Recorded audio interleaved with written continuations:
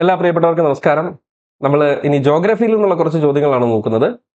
പുതിയ CRT, PYQ എല്ലാം കൂടെ കണക്ട് ചെയ്തുകൊണ്ട് ഏറ്റവും പ്രോബബിൾ ആയിട്ടുള്ള കുറച്ച് ക്വസ്റ്റ്യൻസ് പരിചയപ്പെടാം. Question number 1. തെക്കൻ ബ്രസീലിൽ ഉഷ്ണമേഖലാ പുൽമേടുകൾ അറിയപ്പെടുന്നത് ഏത് പേരിലാണ്? പുതിയ CRT ആണ്, ന്യൂ CRT 10ാം ക്ലാസ്സിലെ പുസ്തകത്തിൽ നിന്നുള്ള ചോദ്യമാണ്. തെക്കൻ ബ്രസീലിൽ ഉഷ്ണമേഖലാ പുൽമേടുകൾ അറിയപ്പെടുന്നത് ഏത് പേരിലാണ്? Llanos, campos, savanna, steppe. നമുക്കറിയാം, ഉഷ്ണമേഖലാ പ്രദേശങ്ങൾക്ക് പുറത്ത് മഴ കുറയുന്ന മേഖലകളിലാണ് പുൽമേടുകൾ കാണപ്പെടുന്നത്. നമ്മൾ പഠിച്ചിട്ടുണ്ട്, ബ്രസീൽ ഒരു ഉഷ്ണമേഖല രാജ്യമാണ്. പക്ഷെ അതിന്റെ ഉഷ്ണമേഖല മഴക്കാടുകൾ കാണപ്പെടുന്ന പ്രദേശം, അതായത് ആമസോൺ കാടുകളുടെ ഒക്കെ അപ്പുറത്തേക്കുള്ള പ്രദേശത്തേക്ക് മഴ കുറയുന്നുണ്ട്. അവിടെ പുൽമേടുകൾ കാണപ്പെടും. ഈ പുൽമേടുകളുടെ പേരാണ് ചോദിച്ചേക്കുന്നത്. Right answer option B, campos. നമ്മൾ മാക്സിമം ചോദ്യങ്ങൾ കണ്ടുപോകാം. ഒത്തിരി കാര്യമായിട്ടുള്ള എക്സ്പ്ലനേഷനിലേക്ക് പോകുന്നില്ല, ഒരു റിവിഷൻ ആണല്ലോ. അപ്പം ഒരു ചോദ്യത്തിന്റെ മേൽ കുറേ നേരം ഇരുന്ന് കഴിഞ്ഞാൽ കൂടുതൽ ചോദ്യങ്ങൾ വർക്ക് ചെയ്യാനുള്ള നമ്മുടെ സമയം നഷ്ടപ്പെടും. അതുകൊണ്ട് വളരെ ചെറിയ ഒരു ബ്രീഫ് എക്സ്പ്ലനേഷൻ തന്നിട്ട് അടുത്ത ചോദ്യത്തിലേക്ക് പോവുകയാണ്. തെക്കൻ ബ്രസീലിൽ കാമ്പോസ് എന്നറിയപ്പെടുന്നു. അപ്പോൾ ലോകത്തിന്റെ മറ്റു ഭാഗങ്ങളിൽ ഏത് പേരിൽ അറിയപ്പെടുന്നു എന്നുകൂടി പഠിച്ചാൽ നമുക്ക് ഈ ഒരു ടോപ്പിക്ക് നിർത്താം. നമുക്കറിയാം, ആഫ്രിക്കയിൽ ഉഷ്ണമേഖലാ പുൽമേടുകൾ സാവന്ന എന്നാണ് അറിയപ്പെടുന്നത്. മറന്നുപോകരുത്, ലോകത്തില് ഏറ്റവും വലിയ ഉഷ്ണമേഖലാ പുൽമേട് സാവന്നയാണ്. ഇനി ഉഷ്ണമേഖലാ പുൽമേടുകൾ കാണപ്പെടുന്ന കാലാവസ്ഥയെ തന്നെ സാവന്ന കാലാവസ്ഥ എന്ന് വിളിക്കുന്നത്. മനസ്സിലായി? കാരണം അത്രയും പ്രദേശത്ത് ഇത് വ്യാപിച്ചു കിടപ്പുണ്ട്. ആഫ്രിക്കയുടെ ഒരു 50% സ്ഥലവും ഈ പുൽമേടുകളാണ്, സാവന്നയാണ്. സാവന്ന ക്ലൈമറ്റ് അനുഭവപ്പെടുന്ന സ്ഥലമാണ് ആഫ്രിക്കയുടെ ഒരു 50% പ്രദേശവും. ഇനി വെനസ്വേലയിൽ ഇതിന് ലാനോസ് എന്നാണ് വിളിക്കുന്നത്, ഉഷ്ണമേഖലാ പുൽമേടുകളെ. ബ്രസീലിൽ നമ്മുടെ ചോദ്യം കാമ്പോസ് എന്നാണ്. കാമ്പോസ് ബ്രസീലിൽ, തെക്കൻ ബ്രസീലിൽ. ഓസ്ട്രേലിയയിൽ വടക്ക് ഭാഗത്താണ് വടക്ക് ഓസ്ട്രേലിയൻ പുൽമേടുകൾ എന്നാണ് അവർ അറിയപ്പെടുന്നത്. പ്രത്യേകിച്ച് അതിന്റെ പേര് എടുത്ത് പറയുന്നില്ല. ഇത്രയുമാണ് ഉഷ്ണമേഖല പുൽമേടുകൾ പറയുമ്പോൾ നമ്മുടെ മനസ്സിലേക്ക് വരേണ്ടത്. ഇത്രയും പുൽമേടുകളുടെ പേരുകളാണ്, പ്രത്യേകിച്ച് ലാനോസും കാമ്പോസും സാവന്നയും. ഇനി അടുത്ത, പാംപാസ്, വെൽഡ്, ഡൗൺസ് എന്നിവ എന്ത് തരം ഭൂവിഭാഗങ്ങളാണ്? ഉത്തരം ഓൾറെഡി ഞാൻ കൊടുത്തുപോയി. അതിനകത്ത് നോക്കിയേ, പാംപാസ്, വെൽഡ്, ഡൗൺസ് തുടങ്ങിയവ എന്ത് തരം ഭൂവിഭാഗങ്ങളാണ് എന്ന ചോദ്യത്തിന് ഉത്തരം ഓപ്ഷൻ ബി ആണ്, മിതോഷ്ണ മേഖല പുൽമേടുകളാണ്. അപ്പൊ ഉഷ്ണമേഖല അല്ലാത്ത പുൽമേടുകളുണ്ട്, ഉഷ്ണമേഖലയിൽ സ്ഥിതി ചെയ്യാത്ത പുൽമേടുകൾ ഭൂമിയിലുണ്ട്. ഉഷ്ണമേഖലയ്ക്ക് പുറത്തുള്ള പ്രദേശങ്ങളിൽ സ്ഥിതി ചെയ്യുന്ന പുൽമേടുകളും ഭൂമിയിലുണ്ട്. അവരെ നമ്മൾ മിതോഷ്ണ മേഖല പുൽമേട് എന്ന് പറയുന്നത്. നമുക്ക് നോക്കാം. നമ്മൾ നേരത്തെ കണ്ടത് ഉഷ്ണമേഖല പുൽമേട്, അതായത് ഇത്രയും ഭാഗത്ത് കണ്ടോ, 23.5 ഡിഗ്രി വടക്ക് തൊട്ട് 23.5 ഡിഗ്രി തെക്ക് വരെയുള്ള പ്രദേശങ്ങളിൽ കണ്ട പുൽമേടുകൾ, ഇത്രയും ഭാഗം ഭൂമിയിലെ. ഇതാണല്ലോ നമ്മുടെ ഉഷ്ണമേഖല എന്ന് പറയുന്നത്. കണ്ടോ, ഞാൻ ഈ റെഡ് കളറിൽ മാർക്ക് ചെയ്തേക്കുന്ന ഇത്രയും സ്ഥലം കണ്ടോ, 23.5 ഡിഗ്രി വടക്ക് തൊട്ട് 23.5 ഡിഗ്രി തെക്ക് വരെ, അതായത് ഉത്തരായന രേഖ മുതൽ ദക്ഷിണായന രേഖ വരെയുള്ള പ്രദേശങ്ങളിൽ കാണപ്പെട്ട പുൽമേടുകളെയാണ് നമ്മൾ ഉഷ്ണമേഖല പുൽമേട് എന്ന് വിളിക്കുന്നത്. ഇനി അതിന്റെ പുറത്ത് മിതോഷ്ണ മേഖല പ്രദേശമുണ്ട് ഭൂമിയിൽ. മിതോഷ്ണ മേഖലാ പ്രദേശങ്ങളിലെ പുൽമേടുകളിൽ ഒന്ന് പ്രയറി, വടക്കേ അമേരിക്കയിലാണ് പ്രയറി. നമ്മൾ കേട്ടിട്ടുണ്ട്, വടക്കേ അമേരിക്കൻ ഭൂഖണ്ഡത്തിലെ നമുക്കറിയാം ലോകത്തിന്റെ അപ്പത്തൊട്ടി, ധാന്യപ്പുര എന്നൊക്കെ വിളിക്കുന്ന ഒരു പുൽമേട് ആണ് ഈ പ്രയറി എന്ന് പറയുന്നത്. കാരണം ധാരാളം ഗോതമ്പ് കൃഷി ഈ പുൽമേട് നിറഞ്ഞ പ്രദേശങ്ങളിൽ നടക്കുന്നുണ്ട്. പ്രയറി കേട്ടോ, മറന്നു പോകരുത്. അമേരിക്കയിലും കാനഡയിലുമായിട്ടാണ് പ്രയറി വ്യാപിച്ചു കിടക്കുന്നത് എന്ന് പുതിയ CRT പറയുന്നു. രണ്ടാമത്തത് സ്റ്റെപ്പി, ഏഷ്യയിലാണ് സ്റ്റെപ്പി. നിങ്ങൾക്ക് കാണാം, ഏഷ്യ.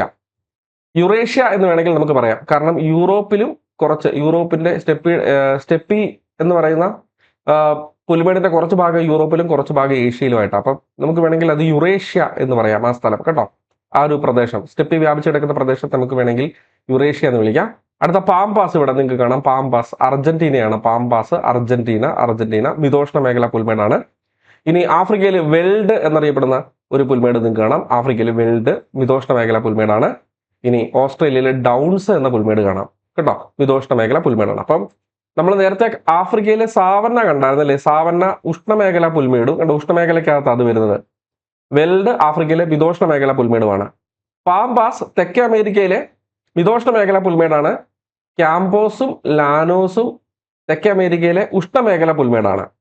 ഡൗൺസ് ഓസ്ട്രേലിയയിലെ മിതോഷ്ണ മേഖല പുൽമേടാണെങ്കിൽ വടക്കൻ ഓസ്ട്രേലിയൻ പുൽമേടുകൾ ഓസ്ട്രേലിയയിലെ ഉഷ്ണമേഖല പുൽമേടാണ്. ഡൗൺസ് മിതോഷ്ണ മേഖല പുൽമേടാണ് എങ്കിൽ വടക്കൻ ഓസ്ട്രേലിയൻ പുൽമേട് എന്താണ്, ഉഷ്ണമേഖല പുൽമേടാണ്. അപ്പൊ വ്യത്യാസം മനസ്സിലാക്കി പഠിക്കാൻ പറ്റും എന്ന് ഞാൻ വിചാരിക്കുന്നു. നിങ്ങൾക്ക് ഇപ്പൊ മനസ്സിലായെന്ന് വിചാരിക്കുന്നു. കൃത്യമായിട്ട് നോക്കി പോവുക. ഇത് പുൽമേടുകൾ കാണപ്പെടുന്ന പ്രദേശം, അത് ഉഷ്ണമേഖലയും മിതോഷ്ണ മേഖലയും തരംതിരിച്ച് പഠിക്കാൻ ശ്രമിക്കുക കേട്ടോ. ഇത്രേ ഉള്ളൂ. ഭൂഖണ്ഡങ്ങൾ ഓർക്കുന്നില്ലേ? ഓരോ ചോദിച്ചാൽ പറയത്തില്ലേ, പ്രയറി വടക്കേ അമേരിക്കയില്, USA കാനഡയിലുമായിട്ട്, സ്റ്റെപ്പി യൂറോപ്പിലും ഏഷ്യയിലുമായിട്ട്, വെൽഡ് സൗത്ത് ആഫ്രിക്കയില്, പാമ്പാസ് അർജന്റീനയില്, ഡൗൺസ് തെക്കൻ ഓസ്ട്രേലിയയുടെ തെക്ക് ഭാഗത്ത്. ക്ലിയർ അല്ലേ? ഇനി സാവന്ന ചോദിച്ചാലാണ് അപ്പൊ മിതോഷ്ണ മേഖല പഠിച്ചു. ഇനി ഇവിടെ തന്നെ നമുക്ക് ഉഷ്ണമേഖലക്കകത്ത് വരയ്ക്കാം. ബ്രസീലില് ക്യാമ്പോസ്, വെനസ്വേലയില് ലാനോസ്, ആഫ്രിക്കയിൽ സാവന്ന, വടക്കൻ ഓസ്ട്രേലിയയിൽ പുൽമേട്. കേട്ടോ. സമയോട്സ് എന്ന ഗോത്ര വിഭാഗങ്ങൾ കാണപ്പെടുന്നത് എവിടെ? പുതിയ SRT ആണ്.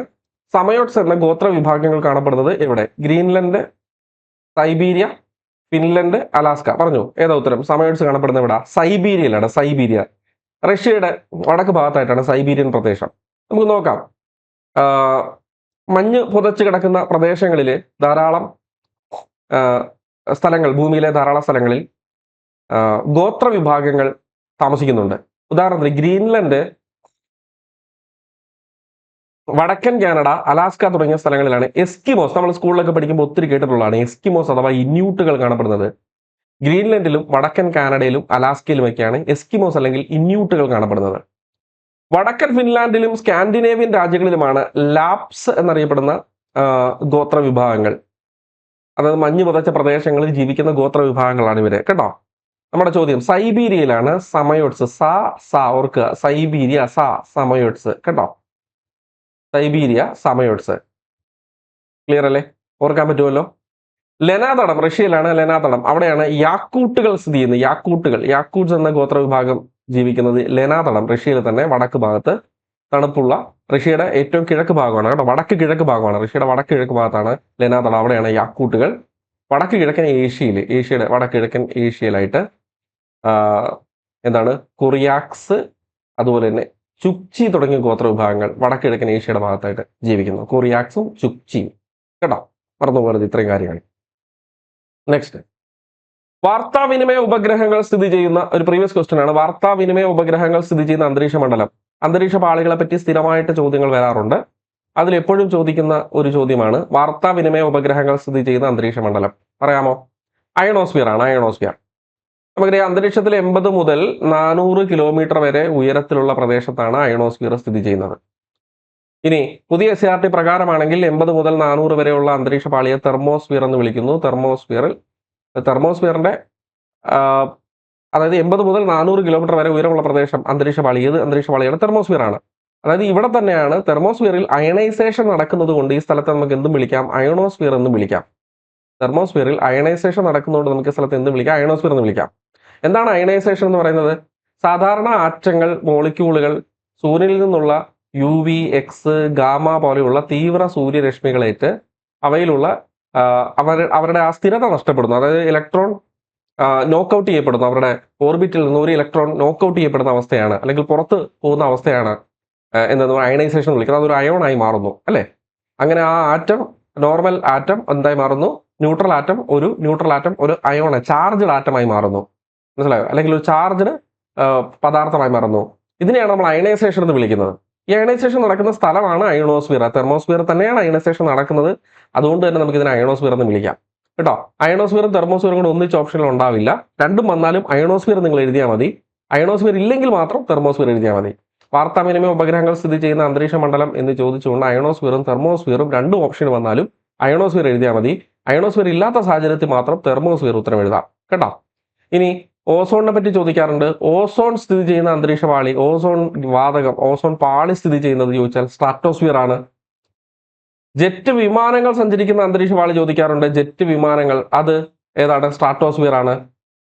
ഇനി ജെറ്റ് സ്ട്രീംസ് കാണപ്പെടുന്നത് ചോദിച്ചാൽ ട്രോപ്പോപാസ് ആണ്. ട്രോപ്പോപാസ്. കേട്ടോ. ജെറ്റ് വിമാനങ്ങൾ ചോദിച്ചാൽ സ്ട്രാറ്റോസ്ഫിയറും, ജെറ്റ് പ്രവാഹങ്ങൾ ചോദിച്ചാൽ, ജെറ്റ് പ്രവാഹങ്ങൾ എന്ന കാറ്റ് ചോദിച്ചാൽ അത് ട്രോപ്പോപാസ്. കേട്ടോ. ട്രോപ്പോപാസുമാണ്. മറക്കരുത്, മാറിപ്പോകരുത്. ഇനി ട്രോപ്പോസ്ഫിയറിനെ പറ്റി ചോദിക്കാം. അന്തരീക്ഷത്തിൽ ഏറ്റവും താഴെ സ്ഥിതി ചെയ്യുന്ന പാളിയാണ്. ഓരോ 165 മീറ്ററിലും 1 ഡിഗ്രി സെൽഷ്യസ് വെച്ച് താപനില കുറയുന്ന ഭാഗമാണ് ട്രോപ്പോസ്ഫിയർ. ക്രമമായ താപനഷ്ട നിരക്ക് എന്ന പ്രതിഭാസം നടക്കുന്ന സ്ഥലമാണ് ട്രോപ്പോസ്ഫിയർ. കാറ്റ്, മഴ, മഞ്ഞ് തുടങ്ങിയ കാലാവസ്ഥ പ്രതിഭാസങ്ങൾ കാണപ്പെടുന്നത് ട്രോപ്പോസ്ഫിയറിലാണ്. മാനവരാശി ജീവിക്കുന്നത് ട്രോപ്പോസ്ഫിയർ എന്ന അന്തരീക്ഷ പാളിയിലാണ്. അല്ലെ? നമുക്ക് തൊട്ടുമുകളിൽ, ഭൂമിയുടെ ഉപരിതലത്തിന് തൊട്ടുമുകളിലുള്ളത് ട്രോപ്പോസ്ഫിയറിൽ. അതുകൊണ്ടാണ് നമ്മുടെ ഭവനം ആയ അന്തരീക്ഷ പാളി എന്ന് നമ്മൾ ഇതിനെ വിളിക്കുന്നത്.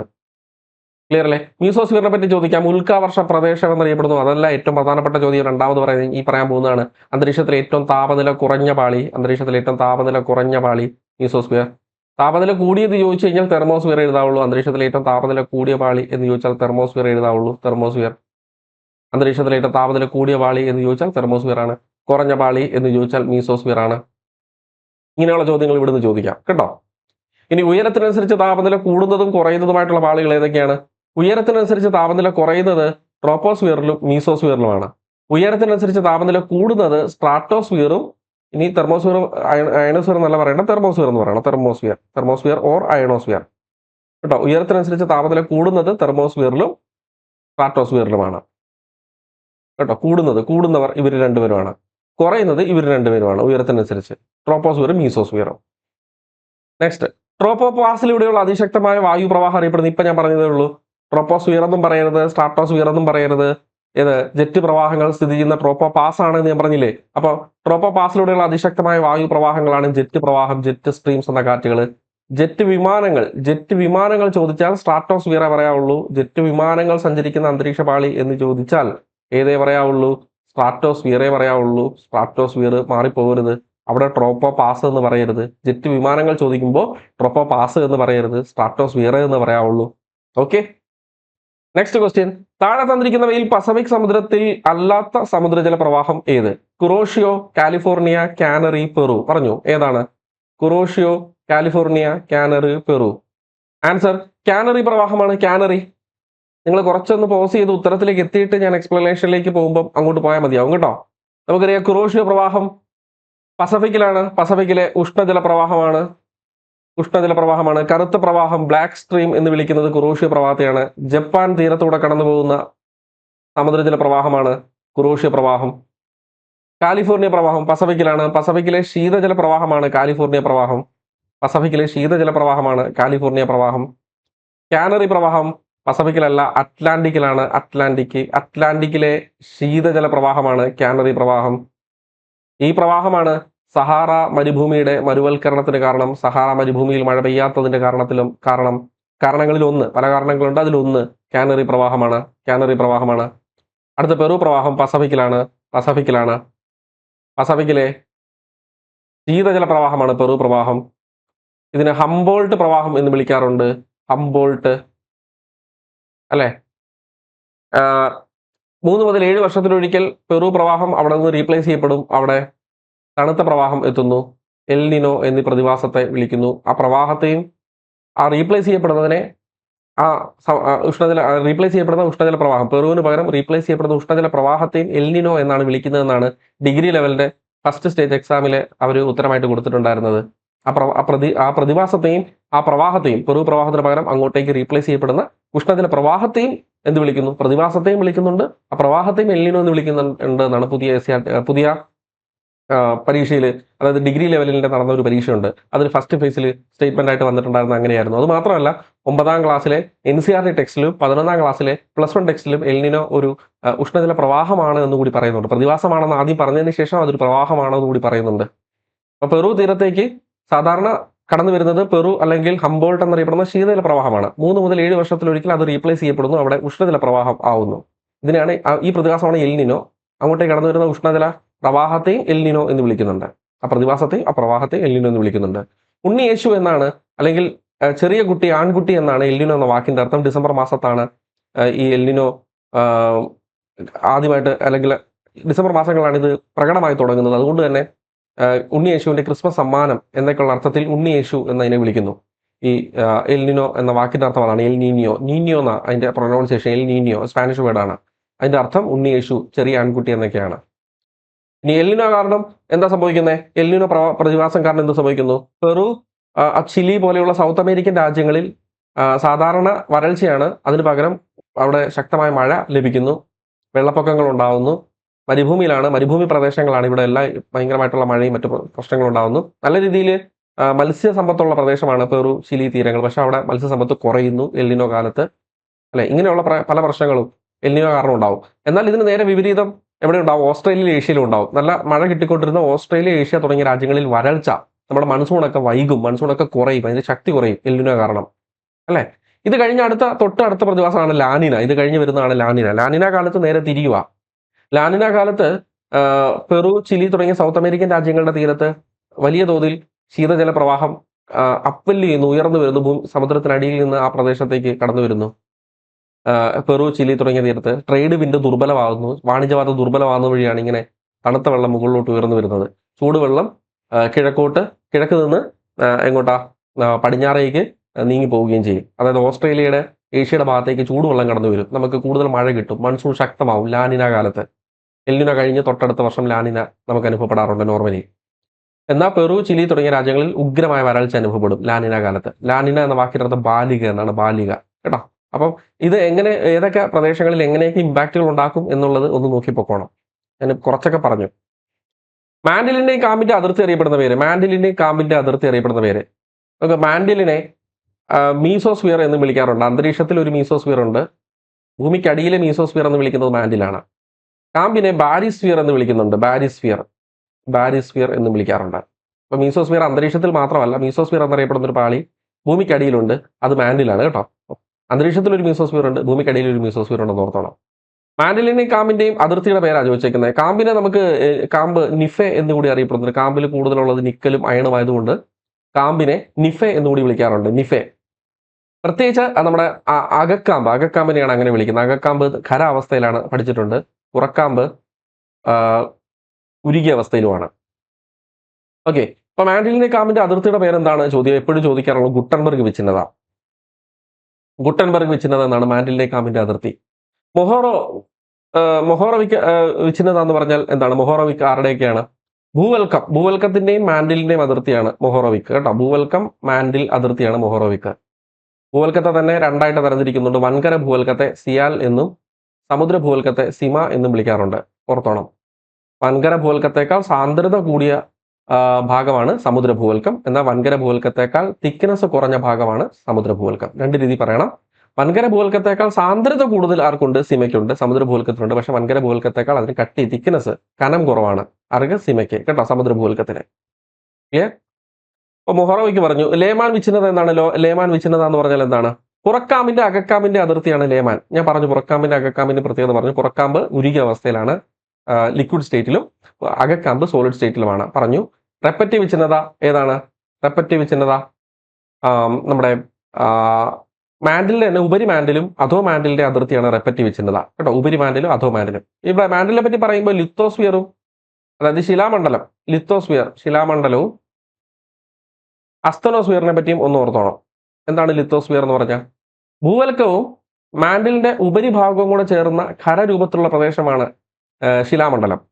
അതിന് താഴെയായി കാണപ്പെടുന്ന അർദ്ധദ്രവാവസ്ഥയിലുള്ള പദാർത്ഥങ്ങളെ മാഗ്മ എന്ന് വിളിക്കാം. അല്ലെങ്കിൽ മാഗ്മ കാണപ്പെടുന്ന ശിലാമണ്ഡലത്തിന് താഴെയായി സ്ഥിതി ചെയ്യുന്ന ഭാഗമാണ് അസ്തനോസ്ഫിയർ. അങ്ങനെ ഓർത്തോണം അത്, കേട്ടോ. മാക്സിമം എക്സ്പ്ലനേഷൻ തന്നിട്ടുണ്ട് ഇവിടുന്ന്, കേട്ടോ. അപ്പൊ ആൻസർ കിട്ടിയില്ലേ? ഗുട്ടൻബർഗ് വിച്ഛിന്നത, നമ്മുടെ മാൻഡിലിന്റെ കാമ്പിന്റെ അതിർത്തി. നെക്സ്റ്റ്, സമുദ്രത്തിൽ നിന്ന് കരയിലേക്ക് വീശുന്ന ഈർപ്പം അടങ്ങിയ കാറ്റിന്റെ സഞ്ചാരത്തിന് തടസ്സമായി പർവ്വതങ്ങൾ പോലെയുള്ള ഉയർന്ന ഭൂവിഭാഗങ്ങൾ വരുമ്പോൾ കാറ്റ് മുകളിലേക്ക് ഉയരുകയും ആ പ്രദേശങ്ങളിൽ മഴ ഉണ്ടാവുകയും ചെയ്യുന്ന പ്രതിഭാസം. ചോദ്യം ഇതാണ്. ഇത് പർവ്വതം, ഇത് സമുദ്രം. സമുദ്രത്തിന് മുകളിൽ നിന്ന് ഇങ്ങനെ സമുദ്രത്തിലൂടെ കാറ്റ് പർവ്വത ഭാഗത്തേക്ക് എത്തുന്നു. കാറ്റിന് തടസ്സമായിട്ട് പർവ്വതം ഉള്ളത് കൊണ്ട് തന്നെ കാറ്റ് മുകളിലോട്ട് ഉയരും. പർവ്വത ചെരിവിലൂടെ കാറ്റ് മുകളിലോട്ട് ഉയരും. കാറ്റെന്ന് പറഞ്ഞാൽ വായുവാണ്. വായുവിൽ നീരാവി അടങ്ങിയിട്ടുണ്ട്. പ്രത്യേകിച്ച് സമുദ്രത്തിന് മുകളിലൂടെ വരുന്ന വായു ആയതുകൊണ്ട് നീരാവിയുടെ അളവ് അതിൽ കൂടുതലായിരിക്കും. ഈ നീരാവി അന്തരീക്ഷത്തിന്റെ മുകൾ ഭാഗത്തെത്തി ഘനീഭവിച്ച് മേഘങ്ങളായി മാറുകയും ആ മേഘങ്ങളിൽ നിന്ന് നമുക്ക് മഴ ലഭിക്കുകയും ചെയ്യുന്ന പ്രതിഭാസം. പർവ്വതത്തിന്റെ ഏത് ഭാഗത്താണോ കാറ്റ് വന്നിടിക്കുന്നത് അവിടെയാണ് മേഘങ്ങൾ ഉണ്ടാവുന്നതും മഴ കിട്ടുന്നതും. മറുഭാഗത്തേക്ക് ഈർപ്പമില്ലാത്ത വരണ്ട കാറ്റുകളാണ് പർവ്വതത്തിന്റെ മറുഭാഗത്തേക്ക് ഈർപ്പമില്ലാത്ത വരണ്ട കാറ്റുകളാണ് പോകുന്നത് എന്നുള്ളത് കൊണ്ട് ഇവിടെ മഴയില്ല. ഇതാണ് മഴ നിഴൽ പ്രദേശം. പശ്ചിമഘട്ടത്തിലെ ചിന്നാർ ഈ ഭാഗങ്ങളിൽ സ്ഥിതി ചെയ്യുന്നു. ചിന്നാർ അവ മഴ നിഴൽ പ്രദേശത്താണ്. നമ്മൾ പഠിച്ചിട്ടുണ്ട് കേരളത്തിൽ തന്നെ. മഴ ലഭിക്കുന്ന പ്രദേശങ്ങൾ കാറ്റിനോട് അഭിമുഖമായ പ്രദേശവും മഴ ലഭിക്കാത്ത പ്രദേശങ്ങൾ കാറ്റിനോട് പ്രതിമുഖമായ പ്രദേശവുമാണ് എന്നുള്ളത് പഠിക്കുക. ഓക്കെ, ഇങ്ങനെ പർവ്വത ചെരുവിലൂടെ ഉയരുന്ന വായുവിൽ നിന്ന് മഴ ലഭിച്ചാൽ അങ്ങനെയുള്ള മഴയെ നമ്മൾ ശൈലവൃഷ്ടി എന്ന് വിളിക്കും. എന്ത് വിളിക്കും? ശൈലവൃഷ്ടി ശൈലവൃഷ്ടിക്ക് പർവ്വതവൃഷ്ടി എന്നൊരു പേരും കൂടിയുണ്ട്. പർവ്വതവൃഷ്ടി. ഇനി ഇംഗ്ലീഷിൽ ഇതിനെ ഓറോഗ്രഫിക് റെയിൻ എന്ന് വിളിക്കുന്നു. നമ്മുടെ മൺസൂണിൽ നിന്ന് കേരളത്തിൽ ലഭിക്കുന്ന മഴ ഓറോഗ്രഫിക് റെയിൻ ആണ്. മൺസൂണിൽ നിന്ന് പശ്ചിമഘട്ടത്തിന്റെ ചെരുവുകളിലെല്ലാം ലഭിക്കുന്ന മഴ ഓറോഗ്രഫിക് റെയിൻ ആണ്. മൺസൂണിൽ നിന്ന് വടക്കിഴക്കൻ സംസ്ഥാനങ്ങളിൽ മൗസിൻഡ്രാം പോലെയുള്ള സ്ഥലങ്ങളിൽ ലഭിക്കുന്ന മഴ ഓറോഗ്രഫിക് റെയിൻ ആണ്. അതായത് മൺസൂണിൽ നിന്ന് ഇന്ത്യയുടെ പല ഭാഗങ്ങളിൽ ലഭിക്കുന്ന മഴ ഓറോഗ്രഫിക് റെയിൻ തന്നെയാണ്, മഴ തന്നെയാണ്. ശൈലവൃഷ്ടിയാണ്, പർവ്വതവൃഷ്ടി തന്നെയാണ് കേട്ടോ. ഇന്ത്യയിൽ ഏറ്റവും കൂടുതൽ മഴ ലഭിക്കുന്നത് മൗസിൻഡ്രാം ആണ്. മേഘാലയയിലാണ് മൗസിൻഡ്രാം എന്നുള്ളത് ഓർക്കുക. മൗസിൻഡ്രാം കഴിഞ്ഞാൽ പിന്നെ അവിടെ ചിറാപുഞ്ചി ഉണ്ട്, പ്രധാനപ്പെട്ട പ്രദേശം കേട്ടോ, ചിറാപുഞ്ചി. സംവഹന മഴ എന്താണ്? സംവഹന വൃഷ്ടി ചൂടുപിടിച്ച പ്രദേശങ്ങളിൽ, പ്രത്യേകിച്ച് ഭൂമധ്യരേഖ കടന്നു പോകുന്ന സ്ഥലങ്ങളിലേക്ക് ചൂടുപിടിച്ച വായു മുകളിലേക്ക് ഉയർന്നു വരികയും, ഭൂമധ്യരേഖ കടന്നു പോകുന്ന സ്ഥലങ്ങളിലേക്ക് ചൂട് കൂടുതലാണ്, ആവറേജ് ടെമ്പറേച്ചർ കൂടുതലാണ്, ചൂടുപിടിച്ച വായു മുകളിലേക്ക് ഉയർന്നു തണുത്ത് മേഘങ്ങളായി മഴ ലഭിക്കുന്നു. ഇതിനെയാണ് സംവഹന വൃഷ്ടി എന്ന് വിളിക്കുന്നത്. എന്താണ് ചക്രവാത വൃഷ്ടി? ഉഷ്ണമേഖലാ സമുദ്രങ്ങളിൽ ചൂടുപിടിക്കുന്ന വായു, അവിടെ ഒരു ന്യൂനമർദ്ദം, ചൂടുപിടിക്കുന്ന വായു മുകളിലേക്ക് ഉയർന്നു പോകുന്നത് വഴി അവിടെ ഒരു ന്യൂനമർദ്ദം സൃഷ്ടിക്കപ്പെടുകയും ആ ന്യൂനമർദ്ദത്തിലേക്ക് ഉച്ചമർദ്ദ മേഖലകളിൽ നിന്ന് വായു വീശിയെത്തി കൂട്ടിയിടിച്ച് കറങ്ങി മുകളിലേക്ക് ഉയർന്ന് മഴ ലഭിക്കുകയും ചെയ്യുന്നു. ഇതിനെയാണ് ചക്രവാത വൃഷ്ടി എന്ന് വിളിക്കുന്നത്. തീരദേശങ്ങളോട് അനുബന്ധിച്ച് ലഭിക്കുന്ന മഴയെ നമ്മൾ തീരദേശ വൃഷ്ടി എന്നും വിളിക്കുന്നു. മറന്നു പോകാതെ ഇതിന്റെ ഉത്തരം എഴുതിക്കോണം. അടുത്ത റിമോട്ട് സെൻസിംഗ് എന്ന ടോപ്പിക്കിൽ നിന്ന് എപ്പോഴും ചോദിക്കുന്ന ചോദ്യങ്ങളിൽ ഒന്ന്, സൗരസ്ഥിര ഉപഗ്രഹങ്ങളെ സംബന്ധിച്ച് തെറ്റായ പ്രസ്താവന ഏത്? ഭൂമിയിൽ നിന്ന് ഏകദേശം 900 കിലോമീറ്റർ ഉയരത്തിലാണ് സഞ്ചാരപഥം. ശരിയാണ്. 36,000 കിലോമീറ്റർ ഉയരത്തിൽ സ്ഥിതി ചെയ്യുന്നത് ഭൂസ്ഥിര ഉപഗ്രഹങ്ങളാണ്. ഈ ഭൂസ്ഥിര ഉപഗ്രഹങ്ങളെക്കാൾ കൂടിയ നിരീക്ഷണ പരിധിയാണ് സൗരസ്ഥിര ഉപഗ്രഹങ്ങൾക്കുള്ളത്. തെറ്റല്ലേ? കാരണം 900 കിലോമീറ്റർ ഉയരത്തിലുള്ള ആൾക്കാണോ 36,000 കിലോമീറ്റർ ഉയരത്തിലുള്ള ഉപഗ്രഹത്തിനാണോ കൂടുതൽ പ്രദേശങ്ങൾ നിരീക്ഷിക്കാൻ സാധിക്കുന്നത്? ഉയരം കൂടുന്തോറും അതിന്റെ നിരീക്ഷണ പരിധി കൂടുമല്ലേ ചെയ്യുന്നത്. നമ്മളൊരു 1-ാം നിലയിലെ 10 നിലയുള്ള കെട്ടിടത്തിന്റെ 1-ാം നിലയിൽ നിന്ന് അല്ലെങ്കിൽ 2-ാം നിലയിൽ നിന്നും 10-ാം നിലയിൽ നിന്നും നോക്കുമ്പോൾ നമ്മുടെ കാഴ്ചയുടെ പരിധി 10-ാം നിലയിൽ എത്തുമ്പോൾ കൂടുന്നത് നമ്മൾ കണ്ടിട്ടില്ലേ? അത് തെറ്റ്. കൃത്യമായ ഇടവേളകളിൽ പ്രദേശത്തിന്റെ ആവർത്തിച്ചുള്ള വിവരശേഖരണം സാധ്യമാക്കുന്നത് സൗരസ്ഥിര ഉപഗ്രഹങ്ങളാണ്. കാരണം അവർ ഭൂമിയെ ധ്രുവ പ്രദേശങ്ങളിലൂടെ ഇങ്ങനെ വലം വെച്ചുകൊണ്ടേയിരിക്കുന്നു. കൃത്യമായ ഇടവേള, അതായത് ഒരു 2 മണിക്കൂർ കൊണ്ട് 90 മുതൽ 120 മിനിറ്റ് കൊണ്ടൊക്കെ അത് ഭൂമിയെ വലം വെച്ച് കംപ്ലീറ്റ് ആക്കും. ഒരു വലം വെക്കൽ പൂർത്തിയാവും, വീണ്ടും അടുത്ത ഒരു വലം വെക്കൽ തുടങ്ങുന്നു. അതായത് കൃത്യമായ ഇടവേളകളിൽ അത് ഓരോ പ്രദേശത്തിന്റെ മുകളിലൂടെ കടന്നു പോകുന്നു എന്നാണ് ഇവിടെ പറഞ്ഞു വെക്കുന്നത്. IRS, ലാൻഡ്സാറ്റ് എന്നീ ഉപഗ്രഹങ്ങൾ സൗരസ്ഥിര ഉപഗ്രഹങ്ങൾക്ക് ഉദാഹരണമാണ്. ശരിയാണ്. ഇൻസാറ്റ് പോലെയുള്ള ഉപഗ്രഹങ്ങൾ ഭൂസ്ഥിര ഉപഗ്രഹങ്ങൾക്ക് ഉദാഹരണങ്ങളാണ്. IRS, ലാൻഡ്സാറ്റ് ഒക്കെ സൗരസ്ഥിര ഉപഗ്രഹങ്ങൾക്ക് ഉദാഹരണങ്ങളാണ്. ഓക്കെ അല്ലേ? സോ ഇവിടെ ഓപ്ഷൻ ബി മാത്രമേ തെറ്റിപ്പോയിട്ടുള്ളൂ. ഭൂസ്ഥിര ഉപഗ്രഹങ്ങളെക്കാൾ കൂടിയ നിരീക്ഷണ പരിധി സൗരസ്ഥിര ഉപഗ്രഹങ്ങൾക്കുണ്ട് എന്ന് പറയുന്നത് തെറ്റായിട്ടുള്ള പ്രസ്താവനയാണ്.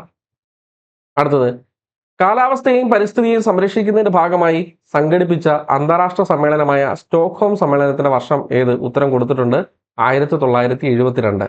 സ്റ്റോക്ക്ഹോം സമ്മേളനത്തിന്റെ വർഷം 1972 നമുക്ക് നോക്കാം. ലോക കാലാവസ്ഥ സംഘടന അന്താരാഷ്ട്ര ഉദ്യമങ്ങളും വർഷവും സ്ഥലവും ഇവിടെ കൊടുത്തിട്ടുണ്ട്. ലോക കാലാവസ്ഥ സംഘടന 1950 രൂപീകരിക്കപ്പെടുന്നു. അവര് ജനീവ ആസ്ഥാനം കേട്ടോ, സ്ഥലം. സ്റ്റോക്ക്ഹോം സമ്മേളനം 1972. നമ്മുടെ ചോദ്യം, സ്ഥലം സ്റ്റോക്ക്ഹോമാണ്. ഇടപെടലുകൾ പരിസ്ഥിതി പരിപാലനവും വികസനവുമാണ്. ഭൗമ ഉച്ചകോടി 1992 ബ്രസീലിലെ റിയോ ഡി ജനീറോ. പ്രകൃതി സൗഹൃദ വികസനം പ്രോത്സാഹിപ്പിക്കുന്നതിനായി UN അജണ്ട 21 തയ്യാറാക്കിയത് ഭൗമ ഉച്ചകോടിയിൽ വെച്ചിട്ടാണ്. ക്യോട്ടോ പ്രോട്ടോകോൾ 1997 ജപ്പാനിലെ ക്യോട്ടോ എന്ന സ്ഥലത്ത് വെച്ച് സംഘടിപ്പിച്ച യോഗമാണ് ക്യോട്ടോ പ്രോട്ടോകോൾ, അല്ലെങ്കിൽ അവിടെ വെച്ച് രൂപീകരിച്ച ഉടമ്പടിയാണ് ക്യോട്ടോ പ്രോട്ടോകോൾ. അന്തരീക്ഷത്തിൽ ഹരിതഗ്രഹ വാതകങ്ങളുടെ അളവ് പരിമിതപ്പെടുത്തുക എന്നുള്ളതായിരുന്നു ഇടപെടല്. മോൺട്രിയൽ പ്രോട്ടോകോൾ വളരെ ഇമ്പോർട്ടൻ്റ് ആണ്. 1987 കാനഡയിലെ മോൺട്രിയൽ എന്ന സ്ഥലത്ത് വെച്ച് രൂപീകരിച്ച ഉടമ്പടി, മോൺട്രിയൽ ഉടമ്പടി. ഓസോൺ പാളിക്ക് നാശം വരുത്തുന്ന പദാർത്ഥങ്ങളുടെ അളവ് പരിമിതപ്പെടുത്തുക എന്നുള്ളതായിരുന്നു ലക്ഷ്യം. ഓസോൺ പാളിക്ക്, അതായത് CFC പോലെയുള്ള വാതകങ്ങൾ അന്തരീക്ഷത്തിലേക്ക് ബഹിർഗമിക്കുന്നത്, റിലീസ് ചെയ്യുന്നത് കുറയ്ക്കുക, അല്ലെങ്കിൽ അത് പുറത്തുവിടുന്ന ഉൽപ്പന്നങ്ങളെ പരിമിതപ്പെടുത്തുക, പദാർത്ഥങ്ങളുടെ അളവ് പരിമിതപ്പെടുത്തുക കേട്ടോ. 2015 പാരീസ് ഉടമ്പടി ഇടപെടൽ ആഗോള താപവർദ്ധനവ് കുറയ്ക്കുക, കാലാവസ്ഥാ വ്യതിയാനത്തിന്റെ അനന്തരഫലങ്ങളോട് പൊരുത്തപ്പെടുവാൻ ലോകരാഷ്ട്രങ്ങളെ സഹായിക്കുകയൊക്കെയായിരുന്നു ഉദ്ദേശം. 2023 G20 ഉച്ചകോടി PSC പരീക്ഷയ്ക്ക് ചോദിച്ചു, ന്യൂഡൽഹിയിലാണ് 2023 G20 ഉച്ചകോടി കൂടിയത്. ഒരു ഭൂമി, ഒരു കുടുംബം, ഒരു ഭാവി, ഹരിത വികസനം, കാലാവസ്ഥാ ധനകാര്യം, സമഗ്ര വികസനം തുടങ്ങിയവയായിരുന്നു ഈ ഒരു അന്താരാഷ്ട്ര ഉദ്യമത്തിന്റെ ഇടപെടലുകൾ. അത് G20 റീസെന്റ് ആയിട്ട് ചോദിക്കുകയും ചെയ്തു. അടുത്തത് 1 ഡിഗ്രി അക്ഷാംശവും 1 ഡിഗ്രി രേഖാംശവും വ്യാപ്തിയായി വരുന്ന ധരാതലീയ ഭൂപടങ്ങൾ ഏത്? ഭൂപടങ്ങൾ എന്ന ടോപ്പിക്കിൽ നിന്നുള്ള ചോദ്യമാണ്. 1 ഡിഗ്രി അക്ഷാംശം 1 ഡിഗ്രി രേഖാംശം വന്നാൽ അതിനെ നമ്മൾ ഡിഗ്രി ഷീറ്റ് എന്ന് വിളിക്കും. ഡിഗ്രി ഷീറ്റുകളുടെ അക്ഷാംശ രേഖാംശ വ്യാപ്തി 1:2.5 ലക്ഷമാണ്. 1:2.5 ലക്ഷം. ഇനി അക്ഷാംശ രേഖാംശ വ്യാപ്തി 4 ഡിഗ്രി വന്നാൽ അതിനെ നമ്മൾ മില്യൺ ഷീറ്റ് എന്ന് വിളിക്കും. അതിനെന്ത് വിളിക്കും? മില്യൺ ഷീറ്റ് എന്ന് വിളിക്കും. മനസ്സിലായോ? അവയുടെ അക്ഷാംശ രേഖാംശ വ്യാപ്തി 1:10 ലക്ഷമാണ്. 1:10 ലക്ഷം. എന്താണ് കഡസ്ട്രൽ ഭൂപടം? ഒരു വ്യക്തിയുടെ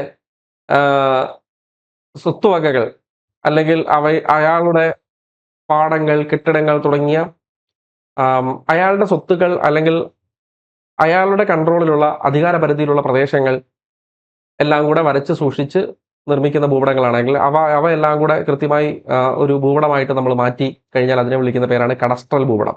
പ്രാദേശിക ഭൂപടത്തിന്റെ പുസ്തകം എന്നാണ് കഡസ്റ്റർ എന്ന ഫ്രഞ്ച് പദത്തിന്റെ അർത്ഥം. കേട്ടോ. നെക്സ്റ്റ്, ഭൂമധ്യരേഖ കാലാവസ്ഥയുടെ പ്രത്യേകത അല്ലാത്തത് എന്ത്? വർഷം മുഴുവൻ കനത്ത മഴ പ്രത്യേകതയാണ്. വർഷം മുഴുവൻ എപ്പോഴും മഴ ലഭിക്കുന്ന പ്രദേശമാണ് ഭൂമധ്യരേഖ കാലാവസ്ഥ. ഉയർന്ന താപനില, ഉയർന്ന ബാഷ്പീകരണം. ശരിയാണ്, അതുകൊണ്ടാണ് മഴ ലഭിക്കുന്നത്. താപനില കൂടുതലാണ്, ഇവാപറേഷൻ കൂടുതലാണ്. ശക്തമായ സംവഹന വൃഷ്ടി. ശരിയാണ്, ചൂട് പിടിച്ച വായു നിരന്തരം മുകളിലേക്ക് ഉയരുന്നതിന്റെ ഫലമായിട്ടാണ് അവിടെ മഴ കിട്ടുന്നത്. അതുകൊണ്ടാണ് സംവഹന വൃഷ്ടി എന്ന് വിളിക്കുന്നത്. വർഷത്തിൽ ഒരു പ്രത്യേക സമയം വരണ്ട കാലം അനുഭവപ്പെടുന്നത്. തെറ്റ്. അങ്ങനെ ഒരു കാലം ഭൂമധ്യരേഖ കാലാവസ്ഥക്കാർക്കില്ല. ന്യൂ SART നിന്നുള്ള ചോദ്യമാണ്. അവർക്ക് വർഷം മുഴുവൻ കനത്ത മഴ എന്ന് പറയുമ്പോൾ പ്രത്യേകമായിട്ടൊരു സീസണിൽ അവർക്ക് മഴയില്ലാത്തൊരു സീസൺ എന്ന് പറഞ്ഞൊരു സീസൺ ഇല്ല. മഴ ഉള്ള ഒരു സീസൺ എന്ന് പറഞ്ഞുമില്ല. അവർക്ക് എന്താണ് വർഷം മുഴുവൻ മഴ ലഭിച്ചുകൊണ്ടേയിരിക്കുന്നു. അതാണ് ഭൂമധ്യരേഖ കാലാവസ്ഥക്കാരുടെ പ്രത്യേകത. കേട്ടോ. അടുത്ത ചോദ്യം, ഉത്തരം ഓപ്ഷൻ ഡി ആണ്. കേട്ടോ, ഓപ്ഷൻ ഡി ആണ്. അടുത്തത്, ആമസോൺ തടത്തിൽ കാണപ്പെടുന്ന മലോക എന്നാൽ എന്ത്? പുതിയ SART ആണ്. മലോക എന്ന് പറഞ്ഞാൽ എന്താ? ആമസോൺ തടത്തിലുള്ള ആളുകളുടെ ഗ്രാമങ്ങളാണോ, പാർപ്പിടങ്ങളാണോ, ഭക്ഷണമാണോ, സസ്യങ്ങളാണോ? എന്താണ്? ആമസോൺ തടത്തിൽ ജീവിക്കുന്ന ആളുകളുടെ ഒരു പ്രത്യേകതരം പാർപ്പിടത്തിന്റെ പേരാണ് മലോക. കേട്ടോ, മറന്നു പോകരുത്. ആമസോൺ തടത്തിൽ ജീവിക്കുന്ന ആളുകളുടെ ഒരു പ്രത്യേകതരം, അവർ നിർമ്മിക്കുന്ന ഒരു പ്രത്യേകതരം ഭവനം, പാർപ്പിടങ്ങളുടെ വീടാണ് മലോക. മെഡിറ്ററേനിയൻ കാലാവസ്ഥയുടെ സവിശേഷത ഏത് എന്നൊരു ചോദ്യം. വരണ്ട വേനൽക്കാലവും ആർദ്ര ശൈത്യകാലവും. സാധാരണ ഭൂമിയിൽ എല്ലായിടത്തും വേനൽക്കാലത്ത് എന്താണ് ലഭിക്കുന്നത്? വേനൽക്കാലം ആർദ്രമാണ്. ഓക്കെ. ശൈത്യകാലം എങ്ങനെയാണ്? ശൈത്യകാലം വരണ്ടതാണ്. എന്നാൽ മെഡിറ്ററേനിയനിൽ മാത്രം എന്താണ്? അവരുടെ വേനൽക്കാലം വരണ്ടതും ശൈത്യകാലം ആർദ്രവുമാണ്. ശരിയാണ് ഇത്. ഇനി ആർദ്ര വേനൽക്കാലവും വരണ്ട ശൈത്യകാലവും മെഡിറ്ററേനിയൻ കാലാവസ്ഥയുടെ സവിശേഷത അല്ലത്. അത് നമ്മുടെ ബാക്കി ഭൂമധ്യരേഖ കാലാവസ്ഥയുടെയൊക്കെ പ്രത്യേകതയാണ് വേനൽക്കാലം ആർദ്രമാവുന്നത്. ഇനി വരണ്ട വേനൽക്കാലവും വരണ്ട ശൈത്യകാലവും അല്ല. ശൈത്യകാലം അവർക്ക് മഴയാണ്, ശൈത്യകാലം അവർക്ക് ആർദ്രമാണ് മെഡിറ്ററേനിയൻകാർക്ക്. അപ്പൊ അതുമല്ല. ആർദ്ര വേനൽക്കാലം അങ്ങനെ പറഞ്ഞപ്പോൾ തെറ്റി, അവർക്ക് വരണ്ട വേനൽക്കാലമാണുള്ളത്. സോ ആൻസർ ഓപ്ഷൻ എ ആണ്, വരണ്ട വേനൽക്കാലവും. കണ്ടോ, ഓപ്ഷൻ എ.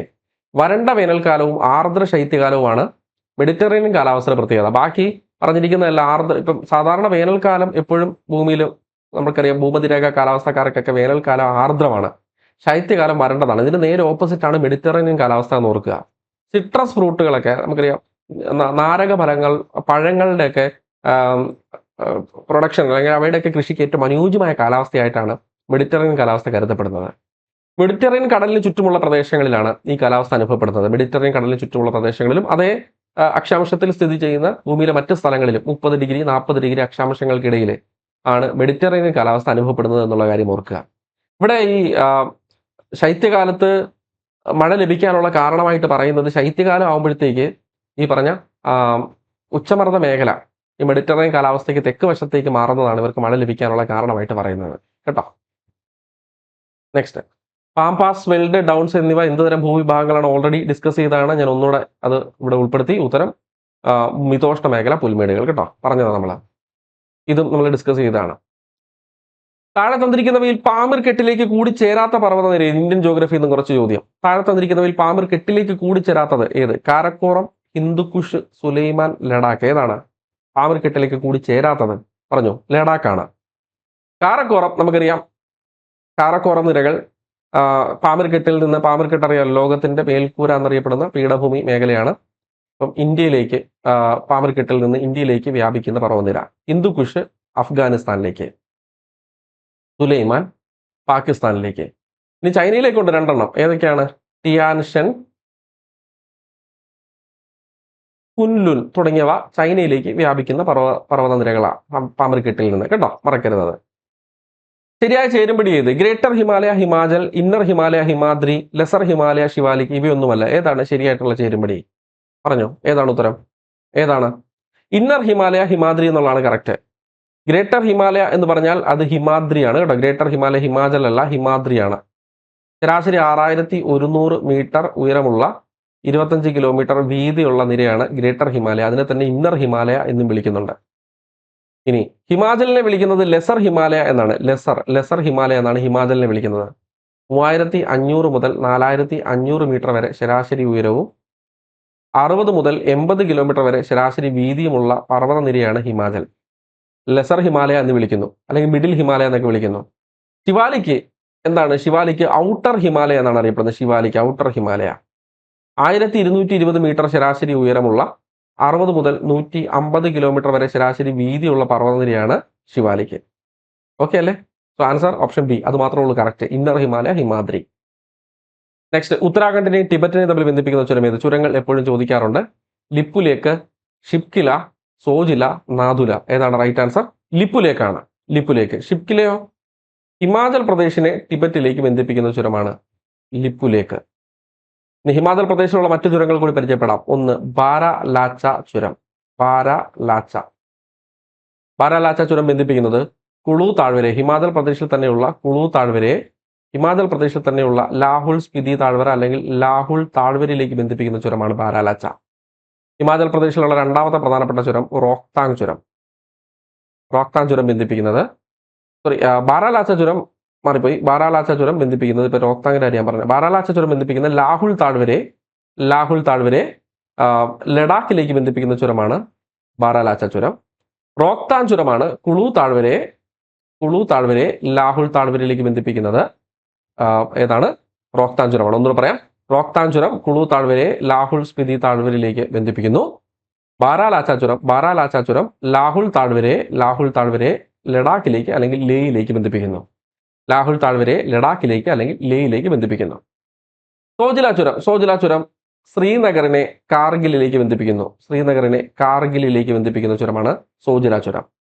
ശ്രീനഗറിനെ കാർഗിലിലേക്ക്. നാഥുല ചുരം സിക്കിമിനെ ടിബറ്റിലേക്ക് ബന്ധിപ്പിക്കുന്ന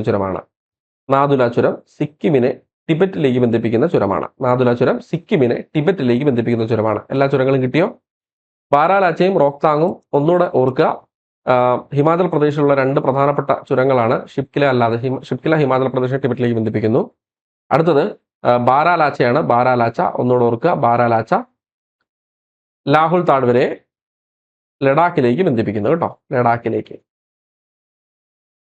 ഇനി രണ്ട് റോഹ്താങ് ചുരം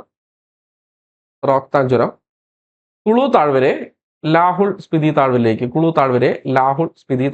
ബന്ധിപ്പിക്കുന്നു. കറക്റ്റ് ആയില്ലേ? ക്ലിയർ അല്ലേ? ഓർക്കുന്നില്ലേ? എല്ലാം ഓർക്കുന്നില്ലേ പറഞ്ഞതെല്ലാം?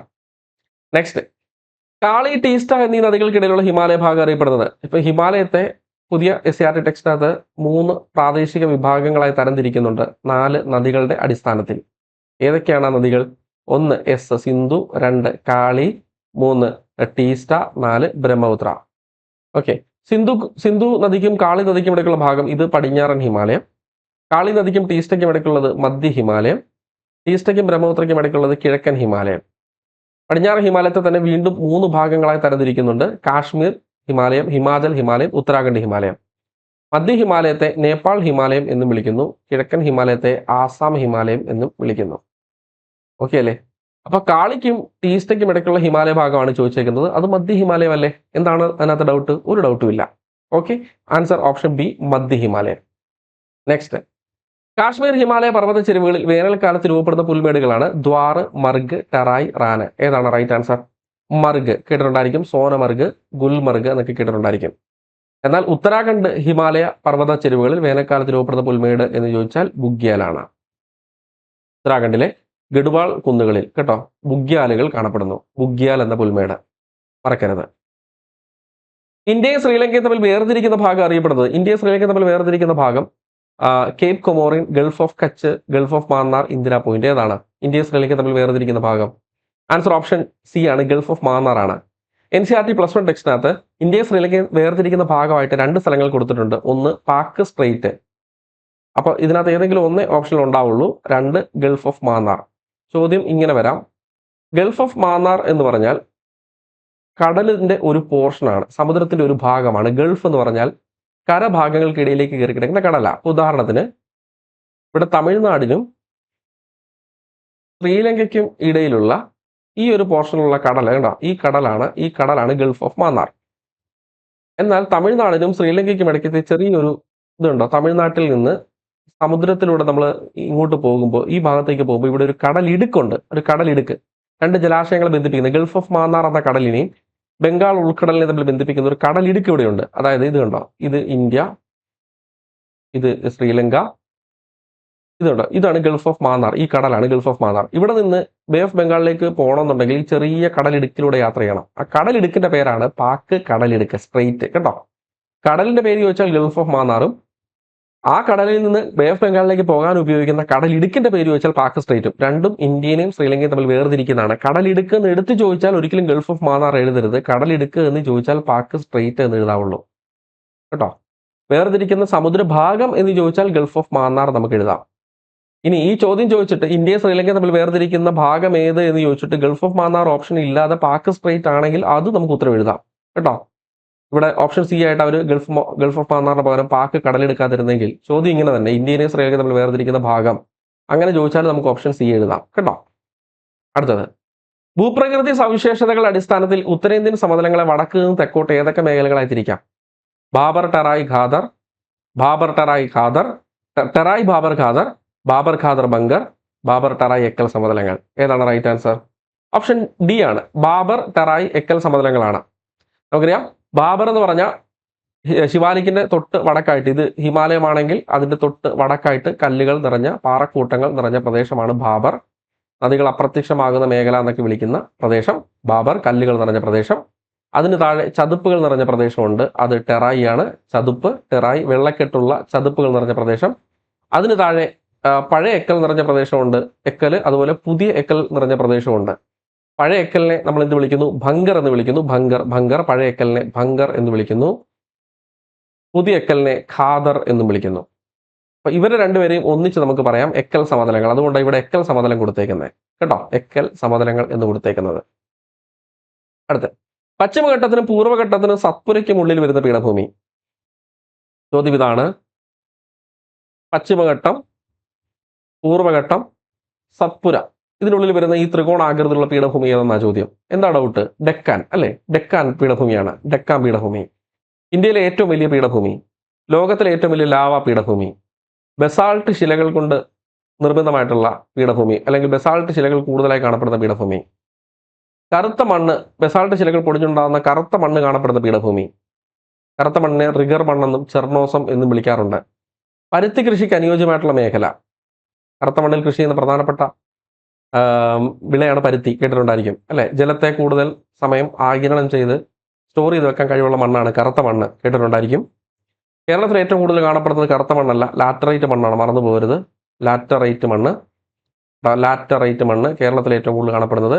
ഇന്ത്യയിൽ ഏറ്റവും കൂടുതൽ കാണപ്പെടുന്നത് അലൂവിയൽ, എക്കൽ മണ്ണാണ്. അലൂവിയൽ അല്ലെങ്കിൽ എക്കൽ മണ്ണാണ് ഇന്ത്യയിൽ ഏറ്റവും കൂടുതൽ കാണപ്പെടുന്നത്. മറന്നു പോകരുത് കേട്ടോ. ഇന്ത്യയുടെ ഏകദേശം 40% പ്രദേശത്തും എക്കൽ മണ്ണാണ്. ഇനി ബ്രഹ്മപുത്ര ടിബറ്റിൽ അറിയപ്പെടുന്ന പേര്? ലെങ്ചൻ കമ്പാബ്, യാർലുങ് സാങ്പോ, ലൂയിത്ത്, ജമുന. പറഞ്ഞു, ഏതാണ് ഉത്തരം? ബ്രഹ്മപുത്ര ടിബറ്റിൽ അറിയപ്പെടുന്ന പേര് സാങ്പോ എന്നാണ്, ശുദ്ധീകരിക്കുന്നവൻ എന്നാണ് ആ വാക്കിന്റെ അർത്ഥം. ബ്രഹ്മപുത്ര ബംഗ്ലാദേശിൽ അറിയപ്പെടുന്ന പേരാണ് ജമുന. കേട്ടോ, ഗംഗ ബംഗ്ലാദേശിൽ അറിയപ്പെടുന്ന പേരാണ് പത്മ. മറക്കരുത്. ഗംഗ ടിബറ്റിൽ അറിയപ്പെടുന്ന പേര്, നമ്മുടെ ചോദ്യത്തിന്റെ ഉത്തരം സാങ്പോ. കേട്ടോ, ഇനി പത്മയും ജമുനയും കൂടി ചേർന്ന് ഉണ്ടാകുന്ന പുതിയ നദി മേഘന. വിട്ടുപോരുതൊന്നും. കൊയ്ന, മൂസി എന്നീ നദികൾ ആരുടെ പോഷക നദികളാണ്? കൊയ്നയും മൂസിയൊക്കെ ആരുടെ പോഷക നദികളാണ്? കൃഷ്ണ, ഗോദാവരി, തുംഗഭദ്ര, മഞ്ചീര. ആരുടെ പോഷക നദികളാണ്? കൃഷ്ണയുടെ പോഷക നദികളാണ് കൊയ്നയും മൂസിയൊക്കെ. കേട്ടോ, കൃഷ്ണയുടെ പോഷക നദികളാണ് കൊയ്നയും മൂസിയുമൊക്കെ. ഗോദാവരിയുടെ പ്രധാനപ്പെട്ട പോഷക നദികൾ പ്രാണഹിത, ശബരി, പ്രവര, പെൻഗംഗ, വെയിൻഗംഗ, ഇന്ദ്രാവതി. ഇതെല്ലാം ഗോദാവരിയുടെ പ്രധാന പോഷക നദികളാണ്. കൊയ്ന, മൂസി, ഭീമ, തുംഗഭദ്ര ഒക്കെ ആരുടെ പോഷക നദികളാണ്? കൃഷ്ണയുടെ പോഷക നദികളാണ്. മറന്നു പോകരുത്. റഷ്യയുടെ സാങ്കേതിക സഹായത്തോടെ ഇന്ത്യയിൽ നിർമ്മിച്ച ഇരുമ്പുരുക്ക് ശാല ഏത്? റൂർക്കേല, ദുർഗാപൂര്, ടിസ്കോ, ഭിലായ്. ഏതാണ് റൈറ്റ് ആൻസർ? റഷ്യയുടെ സാങ്കേതിക സഹായത്തോടെ നിർമ്മിച്ചത് കിട്ടിയില്ലേ? ആൻസർ ഓപ്ഷൻ ഡി ആണ്, ഭിലായി ആണ്. റഷ്യയുടെ സഹായത്തോടെ നിർമ്മിച്ചത് ഭിലായി ആണ് കേട്ടോ. റഷ്യയുടെ സഹായത്തോടെ നിർമ്മിച്ചത് ഭിലായി ആണ്.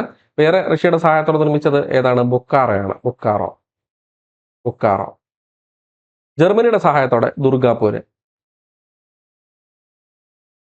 ബ്രിട്ടന്റെ സഹായത്തോടെ ജർമ്മനിയുടെ സഹായത്തോടെ റൂർക്കല കേട്ടോ. ജർമ്മനിയുടെ സഹായത്തോടെ റൂർക്കല. ബ്രിട്ടന്റെ സഹായത്തോടെ ദുർഗാപൂര്. ജർമ്മനിയുടെ സഹായത്തോടെ റൂർക്കല, ബ്രിട്ടന്റെ സഹായത്തോടെ ദുർഗാപൂര്. ഇന്ത്യയിലെ ഏറ്റവും വലിയ സ്വകാര്യ സ്റ്റീൽ പ്ലാന്റ് ആണ്, ഏറ്റവും വലിയ സ്വകാര്യ പ്രൈവറ്റ് സെക്ടറുള്ള സ്റ്റീൽ പ്ലാന്റ് ആണ് TISCO. Largest private sector steel plant കേട്ടോ, അതേതാണ് ടിസ്കോയാണ്. ടാറ്റയുടെ സ്റ്റീൽ പ്ലാന്റ് ആണ്. ജംഷഡ്പൂർ ആണ്, ജാർഖണ്ഡിലെ ജംഷഡ്പൂർ ആണ് ഈ സ്റ്റീൽ പ്ലാന്റ് ഉള്ളത്. താഴെ തന്നിരിക്കുന്നവയിൽ ഇന്ത്യയിലെ ആണവോർജ്ജ നിലയങ്ങളും അവ സ്ഥിതി ചെയ്യുന്ന സംസ്ഥാനങ്ങളും ശരിയായി ചേരുമ്പോൾ ചേർത്തിരിക്കുന്ന ഏതെല്ലാം? താരാപൂര് ഇന്ത്യയിലെ ആദ്യത്തെ ആണവ നിലയമാണ്. താരാപൂര് ആദ്യത്തെ ആണവ റിയാക്ടർ അപ്സരയാണ്, മറക്കരുത്. മഹാരാഷ്ട്രയിലാണിത്. ശരി. റാവത്ത് ഭട്ട രാജസ്ഥാൻ. റാപ്സ് എന്നറിയപ്പെടുന്ന Rajasthan atomic power station, Chambal നദീതീരത്തുള്ള റാപ്സ് കോട്ട ആണവ നിലയം. ശരിയാണ്, റാവത്ത് ഭട്ട. കൈഗ കർണാടകയിൽ പ്രസിദ്ധമായിട്ടുള്ള ആണവ നിലയമാണ് കൈഗ. നറോറ ഉത്തർപ്രദേശിലെ വളരെ ഫേമസ് ആയിട്ടുള്ള ആണവ നിലയമാണ് നറോറ. കാക്രപ്പാറ മധ്യപ്രദേശല്ല, തെറ്റി, ഗുജറാത്താണ്. കാക്രപ്പാറ ഗുജറാത്താണ്. അപ്പൊ ഇതിനകത്ത് ശരിയായിട്ടുള്ളത് 1, 2, 3, 4 എന്നൊരു ഓപ്ഷൻ ഡി ആണ് അല്ലെ. 1, 2, 3, 4. Okay, next. ദേശീയ ജലപാത എപ്പോഴും ചോദിക്കാറുണ്ട്. ജലപാതകൾ ചോദിക്കും, ഇപ്രാവശ്യം ചോദിക്കും. ജലപാതകൾ സ്ഥിരം PSC ചോദ്യമാണ്. അലഹാബാദ് ഹാൽഡിയ, സാദിയ ദൂബ്രി, കൊല്ലം കോട്ടപ്പുറം കോഴിക്കോട്, കാക്കിനട പുതുച്ചേരി. ഏതാണ് ദേശീയ ജലപാത 3? കൊല്ലം കോട്ടപ്പുറമാണ്. ഒരു തവണ കൊല്ലം കോഴിക്കോട് എന്നൊരു ഓപ്ഷൻ കൊടുത്തിട്ടുണ്ടായിരുന്നു. കാരണം കൊല്ലം കോട്ടപ്പുറം വരെ ഉണ്ടായിരുന്ന ദേശീയ ജലപാത 3-ന് കോഴിക്കോട് വരെ എക്സ്റ്റൻഷൻ അനുവദിച്ചിട്ടുണ്ടായിരുന്നു. അതിന്റെ നിർമ്മാണം നടന്നുകൊണ്ടേയിരിക്കുന്നുണ്ടായിരുന്നു, അത് കംപ്ലീറ്റ് ആയി. അതുകൊണ്ടാണ് കൊല്ലം കോഴിക്കോട് എന്നൊരു തവണ ചോദിച്ചത്. പക്ഷേ എല്ലാ തവണയും കൊല്ലം കോട്ടപ്പുറം പുസ്തകത്തിലുള്ളതുപോലെ പുസ്തകത്തിൽ മാറ്റം വന്നിട്ടില്ല. അതുകൊണ്ട് ഇപ്പോഴും കൊല്ലം കോട്ടപ്പുറം തന്നെയാണ് ചോദിക്കുന്നത്. ദേശീയ ജലപാത 1 ആണ് അലഹബാദ് ഹാൽഡിയ, മറക്കരുത്. ദേശീയ ജലപാത 1 അലഹബാദ് ഹാൽഡിയ, ഗംഗ നദിയിലാണ്. ദേശീയ ജലപാത 2 ആണ് സാദിയ ദൂബ്രി, എവിടെയാണ്? ബ്രഹ്മപുത്ര നദിയിലാണ്, ബ്രഹ്മപുത്ര. ദേശീയ ജലപാത 4 ആണ് കാക്കിനട പുതുച്ചേരി. കൃഷ്ണ ഗോദാവരി നദികളിലും കനാലുകളിലുമാണ് കേട്ടോ. കാക്കിനട പുതുച്ചേരി ദേശീയ ജലപാത 4. നിലവിൽ ഇന്ത്യയിൽ ഏറ്റവും നീളം കൂടിയ ദേശീയപാത ഏത്? നിലവിൽ ഇന്ത്യയിലെ ഏറ്റവും നീളം കൂടിയ ദേശീയപാത NH44 ആണ്. ഇന്ത്യയിലെ ഏറ്റവും നീളം കൂടിയ ദേശീയപാത NH44 ആണ്. കേരളത്തിലെ ഏറ്റവും നീളം കൂടിയതാണ് ചോദിക്കുന്നതെങ്കിൽ NH66 കേട്ടോ. NH44 ബന്ധിപ്പിക്കുന്നത് കന്യാകുമാരിനെ ശ്രീനഗർ വരെയാണ്. ശ്രീനഗർ വരെയാണ് ദേശീയപാത 44 ബന്ധിപ്പിക്കുന്നത് കേട്ടോ. NH66 കന്യാകുമാരിനെ പനവേല് വരെ, മഹാരാഷ്ട്രയിലെ പനവേല് വരെ ബന്ധിപ്പിക്കുന്നു. NH66 കേരളത്തിലൂടെ കടന്നു പോകുന്ന ഏറ്റവും നീളം കൂടിയ ദേശീയപാത NH66 ആണ്. ദേശീയപാത NH44 ആണ്. കന്യാകുമാരി ശ്രീനഗറാണ് ഇന്ത്യയിലെ ഏറ്റവും നീളം കൂടിയ ദേശീയപാത എന്നറിയപ്പെടുന്നത് കേട്ടോ. ഇത്രയുമാണ് നമുക്ക് ഈ ഒരു ടോപ്പിക്ക് നമ്മുടെ പരീക്ഷയ്ക്ക് വേണ്ടി ജോഗ്രഫിയിൽ നിന്ന് ചോദിക്കാൻ സാധ്യതയുള്ള ഏറ്റവും പ്രധാനപ്പെട്ടത് എന്ന് തോന്നിയ ചോദ്യങ്ങൾ നമ്മൾ ഇവിടെ ഡിസ്കസ് ചെയ്തു. ഞാൻ പറഞ്ഞ മേഖലകൾ എത്രമാത്രം എക്സ്പ്ലെയിൻ ചെയ്തു എന്ന് എനിക്കറിയത്തില്ല. ഓരോ ക്വസ്റ്റ്യൻസിൽ നിന്നും എത്രമാത്രം എക്സ്പ്ലനേഷൻ തന്നു എന്ന് അത് പൂർണ്ണമായോ എന്ന് എനിക്കറിയത്തില്ല. എന്നാലും ആ ഒരു ടോപ്പിക്കിൽ നിന്ന് കൂടുതൽ കാര്യങ്ങൾ സമയമുണ്ടെങ്കിൽ പഠിക്കാൻ ശ്രമിക്കുക. ഒന്നും സമയം കിട്ടുന്നില്ല, തീരെ ഇനി സമയമില്ല എങ്കിൽ ഇത്രയും ചോദ്യങ്ങളെങ്കിലും ഒന്ന് പഠിച്ചിട്ട് പോവുക കേട്ടോ. അപ്പോൾ മറ്റു വിഷയങ്ങളുടെ ക്ലാസ്സുകളും മറ്റു വിഷയങ്ങളുടെ റിവിഷനും കൃത്യമായിട്ട് കാണുക. Thank you. പുതിയൊരാണ് സെക്ഷനിലേക്ക് സ്വാഗതം. നമ്മൾ കേരള ജോഗ്രഫിയുടെ ഒരു നല്ലൊരു റിവിഷൻ സീരീസിലേക്കാണ് പോകുന്നത്. അപ്പൊ നമുക്ക് കേരള ജോഗ്രഫിയിൽ നിന്നും കിട്ടുന്ന ചോദ്യങ്ങൾ അത്ര ബുദ്ധിമുട്ടൊന്നും ഇല്ലാത്ത ചോദ്യങ്ങളായിരിക്കും. അപ്പൊ നമുക്ക് അതൊന്ന് നേരിടാം അല്ലെ. ആ ഒരു മാർക്ക് 1, 2 ഇത്രയാണോ നമുക്ക് കേരള ജോഗ്രഫിയിൽ നിന്ന് വരുന്ന മാർക്ക്. ആ മാർക്ക് നമുക്ക് കളയാൻ പാടില്ല. അതുകൊണ്ട് തന്നെ എന്താണ്, നമുക്ക് നല്ല രീതിയിൽ തന്നെ ഇത് ക്ലിയർ ആക്കി റിവൈസ് ചെയ്ത് പഠിക്കേണ്ടതുണ്ട്. അപ്പൊ നമ്മുടെ ക്ലാസ്സിലേക്ക് പോവാം. ഒട്ടുമിക്ക എല്ലാ ഭാഗത്തിൽ നിന്നും വന്ന ചോദ്യങ്ങളും അതിന്റെ റിലേറ്റഡ് ഫാക്ട്സും ഒക്കെ ഉൾപ്പെടുത്തിയിട്ടാണ് റിവിഷൻ വരുന്നത്. അപ്പൊ നിങ്ങൾക്ക് ക്ലാസ്സിനോടൊപ്പം പിന്നീട് അതിന് വേണ്ടിയിട്ട് നിങ്ങൾ സമയമൊന്നും ചെലവഴിക്കേണ്ട. ക്ലാസ് കേട്ട് തന്നെ എന്താണ് അതങ്ങ് പഠിച്ച് പോവാ കേട്ടോ. അപ്പൊ ക്ലാസ്സിലേക്ക് പോവാം. അപ്പൊ നമുക്ക് ആദ്യം നമ്മൾ അറിയേണ്ടത് കേരളത്തിന്റെ അടിസ്ഥാന വിവരങ്ങൾ അറിയുമ്പോൾ നമ്മൾ അറിയേണ്ടതാണ് എന്താണ്, കേരളത്തിന്റെ വിസ്തീർണം എത്ര ചതുരശ്ര കിലോമീറ്റർ ആണ്. ഇവിടെ ഓപ്ഷൻ നോക്കിയാൽ അറിയാം, എല്ലാം എന്താണ് ഒരേപോലെ നമുക്ക് അറിയാമെങ്കിൽ പോലും നമുക്ക് തെറ്റിക്കാവുന്ന രീതിയിലുള്ള ഓപ്ഷൻസ് ആണ് ഇവിടെ തന്നേക്കുന്നത് അല്ലേ. അപ്പം കേരളത്തിന്റെ എത്ര വിസ്തീർണമാണ് കേരളത്തിൽ വരുന്നതെന്ന് പറഞ്ഞാൽ എത്രയാണ് വരുന്നത്, നമ്മുടെ കേരളത്തിന്റെ വിസ്തീർണം എത്രയാണ് നിങ്ങൾക്ക് ആൻസർ കിട്ടിയിട്ടുണ്ടാവും അല്ലെ. എത്രയാണ്?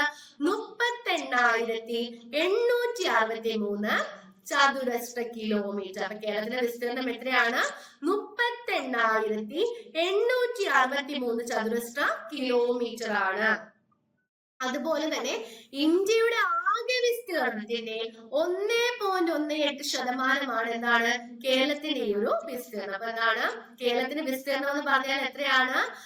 38,863 ചതുരശ്ര കിലോമീറ്റർ ആണ്. ഇന്ത്യയുടെ ആകെ വിസ്തീർണത്തിന്റെ 1.18% എന്താണ് കേരളം.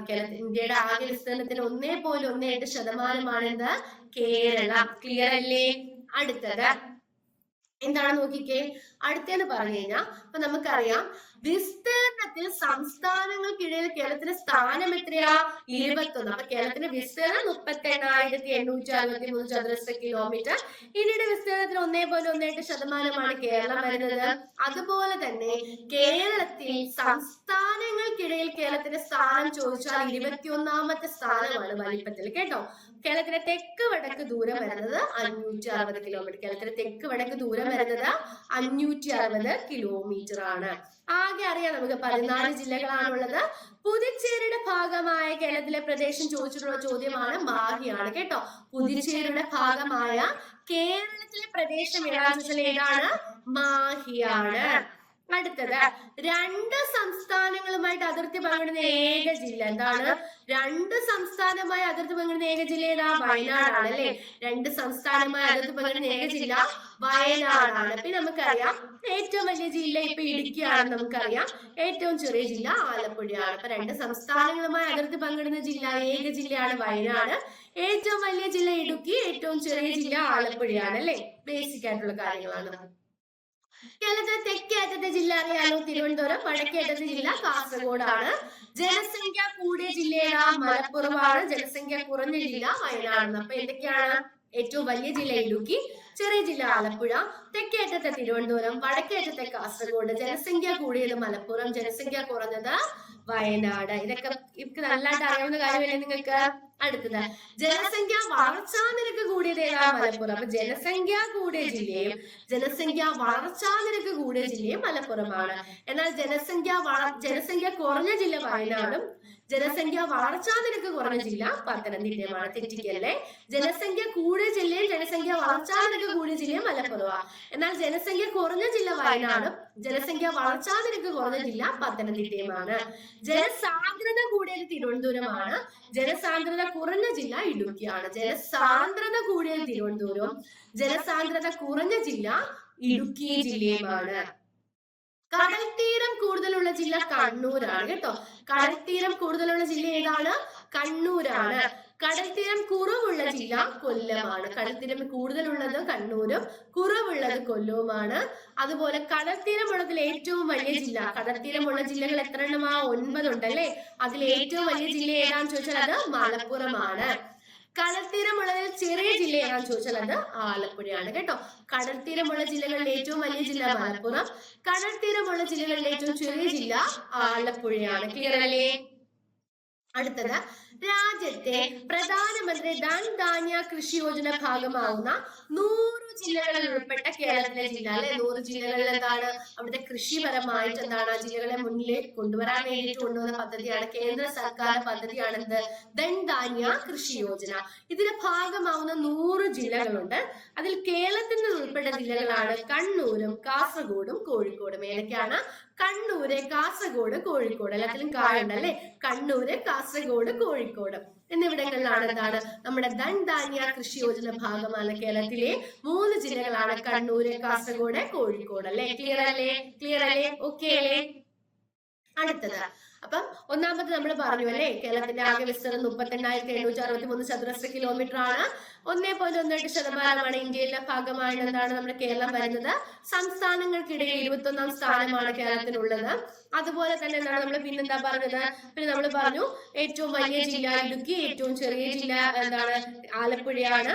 അതുപോലെ ജനസംഖ്യ കൂടിയ ജില്ല ഏതാണെന്ന് പറഞ്ഞു, ഏതാണ്? മലപ്പുറമാണ്. ജനസംഖ്യ വളർച്ചാ നിരക്ക് കൂടിയ ജില്ലയും മലപ്പുറമാണ്.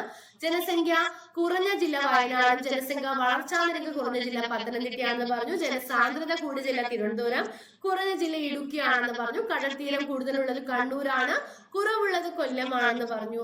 കടൽത്തീരമുള്ളതിൽ വലിയ ജില്ല മലപ്പുറവും ചെറിയ ജില്ല ആലപ്പുഴയാണെന്ന് പറഞ്ഞു. അല്ലെ, ഇതൊക്കെ ബേസിക് ആയിട്ടുള്ള കാര്യങ്ങളാണ്. ജസ്റ്റ് ഒന്ന് റിവൈസ് ചെയ്തെടുത്താൽ മാത്രം മതി. അടുത്തത്, ഭൂപ്രകൃതി അനുസരിച്ച് കേരളത്തെ എത്രയായിട്ട് നിങ്ങൾക്ക് തിരിക്കാൻ പറ്റും? ഭൂപ്രകൃതി അനുസരിച്ച് കേരളത്തെ എത്രയായിട്ട് നമുക്ക് തിരിക്കാൻ പറ്റുന്നത് നമുക്ക് അറിയാമല്ലേ? 3ആയിട്ട് തിരിക്കാമല്ലേ? ഭൂപ്രകൃതി അനുസരിച്ച് കേരളത്തെ 3ആയിട്ട് തിരിക്കാം. ഏതൊക്കെയാണ്? നമ്മുടെ മലനാട്, ഇടനാട്, തീരപ്രദേശം. എളുപ്പത്തിൽ മാർക്ക് കിട്ടുന്ന ഭാഗമാണല്ലേ. ഭൂപ്രകൃതി അനുസരിച്ച് കേരളത്തെ 3ആയിട്ട് തിരിക്കാം. മലനാട്, ഇടനാട്, തീരപ്രദേശം. മലനാട് എന്ന് പറഞ്ഞാൽ കേരളത്തിലെ ആകെ വിസ്തീർണ്ണം 48% അല്ലെ. മലനാട് 48% വരുമ്പോൾ നമ്മുടെ ഇടനാട് എത്രയാണ് വരുന്നത്? ഇടനാടിന്റെ ശതമാനം എത്രയാണ്? 42% അല്ലെ. തീരപ്രദേശത്ത് ശതമാനം എത്രയാണ് വരുന്നത്? 10% അല്ലെ. അപ്പൊ മലനാട്, ഇടനാട്, തീരപ്രദേശം. മലനാട് 48%, ഇടനാട് 42%, തീരപ്രദേശം 10% വരുന്നത്. എത്രയാണ്? സമുദ്രനിരപ്പിൽ നിന്നും 75 മീറ്ററിൽ കൂടുതൽ ഉയരമുള്ള പ്രദേശം. അപ്പൊ 75 മീറ്ററിൽ കൂടുതൽ ഉയരമുള്ള പ്രദേശമാണ് മലനാട്. അറിയാം, ശരാശരി ഉയരം 900 മീറ്റർ ആണ് അല്ലെ. അപ്പൊ മലനാട് 48% വരുന്നത്. 75 മീറ്ററിൽ കൂടുതൽ ഉയരമുള്ള പ്രദേശമാണ്. ഉയരം 900 മീറ്റർ ആണ്. ഇവിടുത്തെ പ്രധാന വിളകൾ ഏതൊക്കെയാണ്? തേയില, കാപ്പി, റബ്ബർ, ഏലം, കുരുമുളക് അല്ലെ.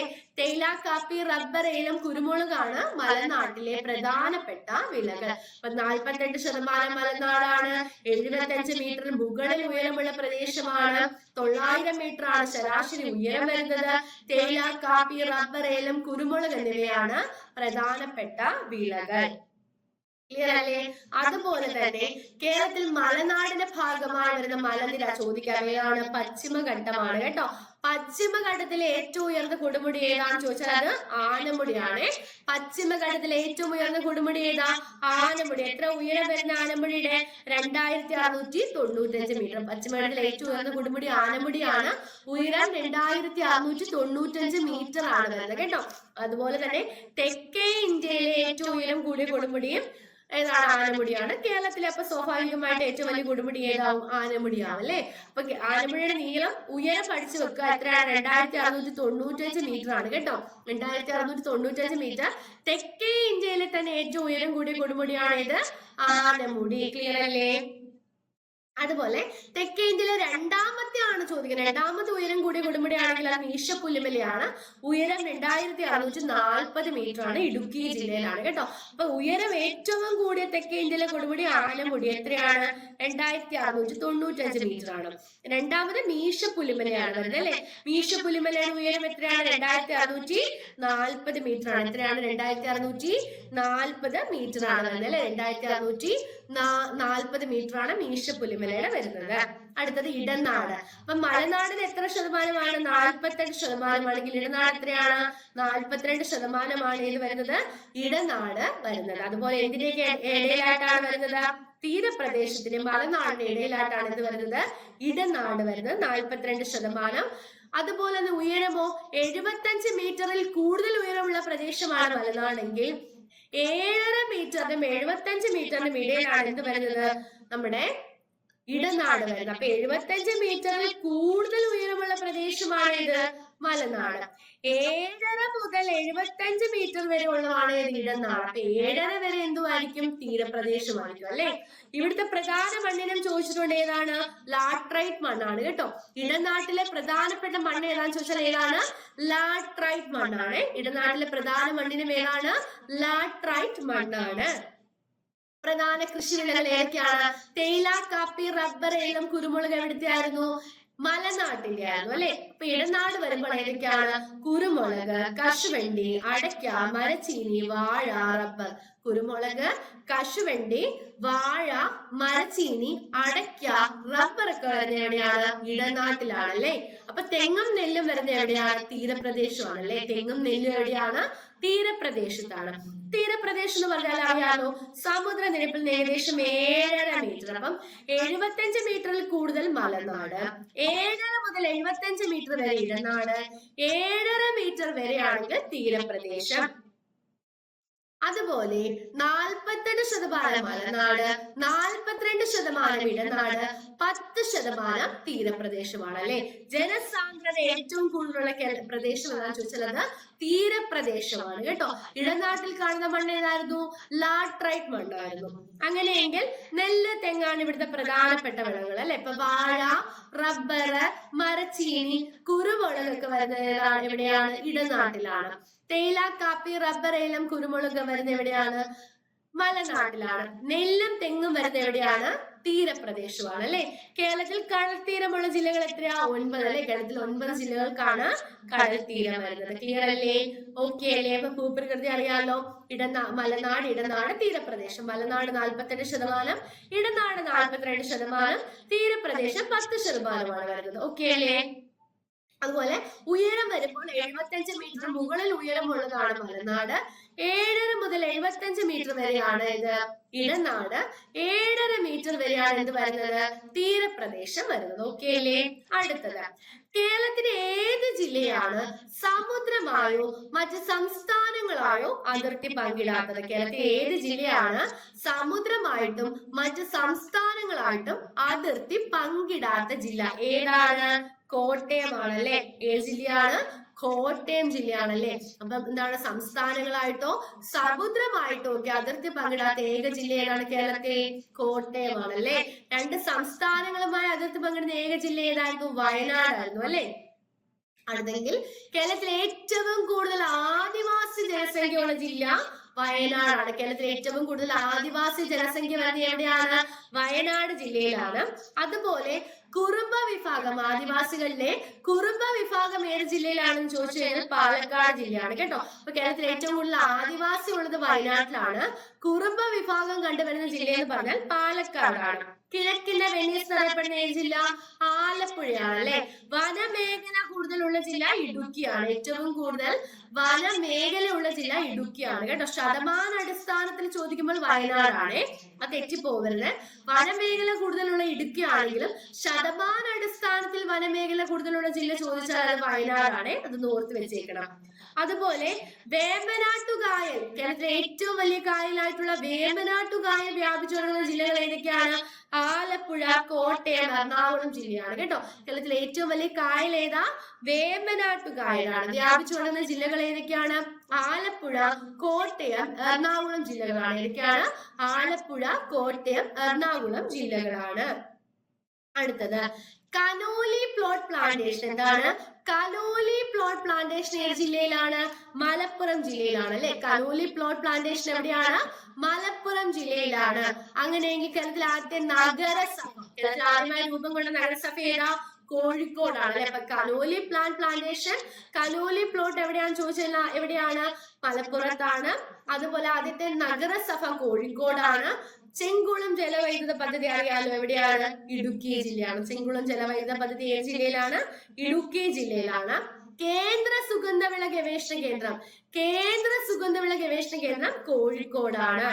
ഏറ്റവും കൂടുതൽ ഗ്രാമപഞ്ചായത്തുള്ള ജില്ല തിരുവനന്തപുരമാണ് കേട്ടോ. ഏറ്റവും കൂടുതൽ ഗ്രാമപഞ്ചായത്തുകളുള്ളത് ഏത് ജില്ലയിലാണ്? തിരുവനന്തപുരം ജില്ലയിലാണ്. ഏറ്റവും വിസ്തീർണം കൂടിയ ഗ്രാമപഞ്ചായത്ത് കുമളിയാണ്, തെറ്റിക്കല്ലേ. ഏറ്റവും വിസ്തീർണം കൂടിയ ഗ്രാമപഞ്ചായത്ത് കുമളി. ഗ്രാമപഞ്ചായത്ത് ഏറ്റവും കൂടുതലുള്ള ജില്ല തിരുവനന്തപുരം. കേന്ദ്ര സുഗന്ധവിള ഗവേഷണ കേന്ദ്രം കോഴിക്കോട്. അടുത്തത്, വയനാട് ജില്ലയിൽ സ്ഥിതി ചെയ്യുന്ന എടക്കൽ ഗുഹ ഏത് കാലഘട്ടത്തിന്റെ അവശേഷിപ്പാണെന്ന് ചോദിച്ചാൽ നവീന ശിലായുഗത്തിന്റെ ആണ് കേട്ടോ. അപ്പൊ എടക്കൽ ഗുഹ എവിടെയാണ്? വയനാട് ജില്ലയിലാണ്. ഏത് കാലഘട്ടവുമായി ബന്ധപ്പെട്ടിരിക്കുന്നു? നവീന ശിലായുഗം കേട്ടോ, നവീന ശിലായുഗം. കണ്ടൽ കാടുകൾ കൂടുതലുള്ള ജില്ല, സ്ഥിരം ചോദിക്കുന്ന ചോദ്യമാണ്. ഏതാണ്? കണ്ണൂരാണ് കേട്ടോ. കണ്ടൽ കാടുകൾ കൂടുതലുള്ള ജില്ല കണ്ണൂരാണ്. ആദ്യ കാർബൺ ന്യൂട്രൽ ഫാം, ഇന്ത്യയിലെ തന്നെ ആദ്യത്തെ കാർബൺ ന്യൂട്രൽ ഫാം, 0 കാർബൺ അല്ലെ, കാർബൺ ന്യൂട്രൽ ഫാം ഏതാണ്? ആലുവയിലാണ്. കേരളത്തിലെ ഇന്ത്യയിലെ ആദ്യത്തെ കാർബൺ ന്യൂട്രൽ ഫാം എവിടെയാണ്? ആലുവയിലാണ്. കേരളത്തിലെ വ്യവസായിക തലസ്ഥാനം ഏതാ? എറണാകുളമാണ് അല്ലെ, അറിയാം. കേരളത്തിലെ വ്യവസായിക തലസ്ഥാനം എറണാകുളമാണ്. പരുത്തി ഉൽപ്പാദിപ്പിക്കുന്ന ഏക ജില്ല പാലക്കാടാണ്. ബാണാസുര സാഗർ അണക്കെട്ട് എവിടെയാ? വയനാട്. എടക്കൽ ഗുഹയും ബാണാസുര സാഗർ അണക്കെട്ടും ഒക്കെ എവിടെയാണ്? വയനാടാണ് കേട്ടോ. കുറുബാദ്വീപ് വയനാടാണ്. അടുത്തത്, കേരളത്തിലെ ഏറ്റവും കൂടുതൽ വനപ്രദേശമുള്ള ജില്ല ഇടുക്കിയാണ്. നമ്മൾ പറഞ്ഞാണല്ലേ, വനപ്രദേശം കൂടുതലുള്ളത് ഇടുക്കിയാണ്. ശതമാനാടിസ്ഥാനത്തിൽ വനം കൂടുതൽ ഏതാണെന്നാ പറഞ്ഞേ? വയനാടാണ് കേട്ടോ. കണ്ടൽക്കാട് കൂടുതലുള്ളത് നമ്മൾ പറഞ്ഞു എവിടെയായിരുന്നു? കണ്ണൂർ. കടൽത്തീരം കൂടുതലുള്ളതും എവിടെയാണെന്ന് അറിയാം, എവിടെയാണ്? കണ്ണൂരാണ്. ഏഷ്യയിലെ ആദ്യത്തെ ബട്ടർഫ്ലൈ സഫാരി പാർക്ക് എവിടെയാണ്? തെന്മലയിലാണ്. ഏഷ്യയിലെ ആദ്യത്തെ ബട്ടർഫ്ലൈ സഫാരി പാർക്ക് എവിടെയാണ്? തെന്മല. ഏറ്റവും കൂടുതൽ പട്ടണങ്ങളുള്ള ജില്ല ഏതാണ്? എറണാകുളം. വ്യവസായ തലസ്ഥാനം ഏതാണെന്ന് ചോദിച്ചാൽ അതും ഏതാണ്? എറണാകുളമാണ്. കേരളത്തിലെ ഏറ്റവും കൂടുതൽ ഗ്രാമപഞ്ചായത്ത് എവിടെയായിരുന്നു? തിരുവനന്തപുരമാണ് അല്ലെ. ഏറ്റവും കൂടുതൽ വിസ്തീർണമുള്ള ഗ്രാമപഞ്ചായത്ത് ഏതായിരുന്നു? കുമളിയാണ്. അങ്ങനെ കേരളത്തിലെ ആകെ ഗ്രാമപഞ്ചായത്ത് എത്ര ഉണ്ട്? 941 ഗ്രാമപഞ്ചായത്ത് ഉണ്ട്. കേരളത്തിൽ ആകെ എത്ര ഗ്രാമപഞ്ചായത്താണ്? 941 ഗ്രാമപഞ്ചായത്ത്. 152 എണ്ണം പഠിച്ചു വെക്കുക.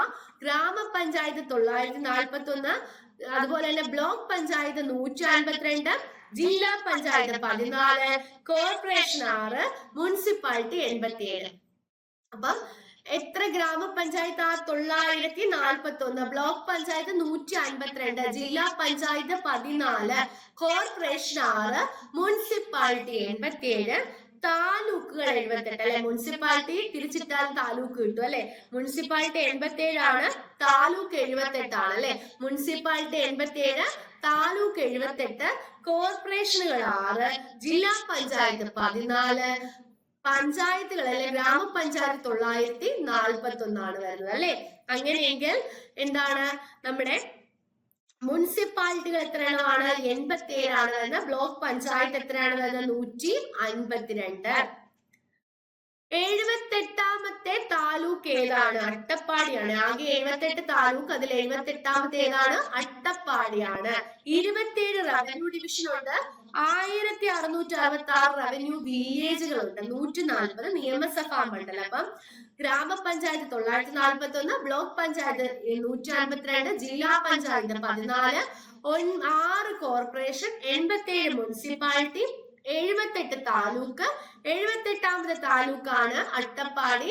27 റവന്യൂ ഡിവിഷൻ, 1666 റവന്യൂ വില്ലേജുകള്, 140 നിയമസഭാ മണ്ഡലങ്ങള്. ക്ലിയർ അല്ലേ? ഓക്കെ അല്ലെ. 20 ലോക്സഭാ മണ്ഡലം. അപ്പൊ 140 നിയമസഭാ മണ്ഡലം, 20 ലോക്സഭാ മണ്ഡലമുണ്ട്. രാജ്യസഭാ സീറ്റുകൾ 9 എണ്ണമാണ് വരുന്നത്. അതുപോലെ കേരളത്തിലെ ആദ്യത്തെ ഫോറസ്റ്റ് ഡിവിഷൻ എവിടെയാണ്? കോന്നിയിലാണ് വരുന്നത്. സ്ത്രീ പുരുഷ അനുപാതം എന്ന് പറഞ്ഞാൽ 1084:1000 ആണ്. കേരളത്തിലെ ആദ്യത്തെ ഫോറസ്റ്റ് ഡിവിഷൻ കോന്നിയിലാണ്. സ്ത്രീ പുരുഷ അനുപാതം 1084:1000 ആണ്. ലോക്സഭാ മണ്ഡലങ്ങൾ 20, രാജ്യസഭാ സീറ്റുകൾ 9 എണ്ണം. ക്ലിയർ അല്ലേ? ക്ലിയർ അല്ലേ? അപ്പൊ എത്ര ബ്ലോക്ക് പഞ്ചായത്ത് ഉണ്ട്? 152. എത്ര താലൂക്കുകളുണ്ട്? 78. 78ാമത്തെ ഏതാ? അട്ടപ്പാടി. എത്ര മുനിസിപ്പാലിറ്റി ഉണ്ട്? 87. എത്ര ജില്ലാ പഞ്ചായത്ത് ഉണ്ട്?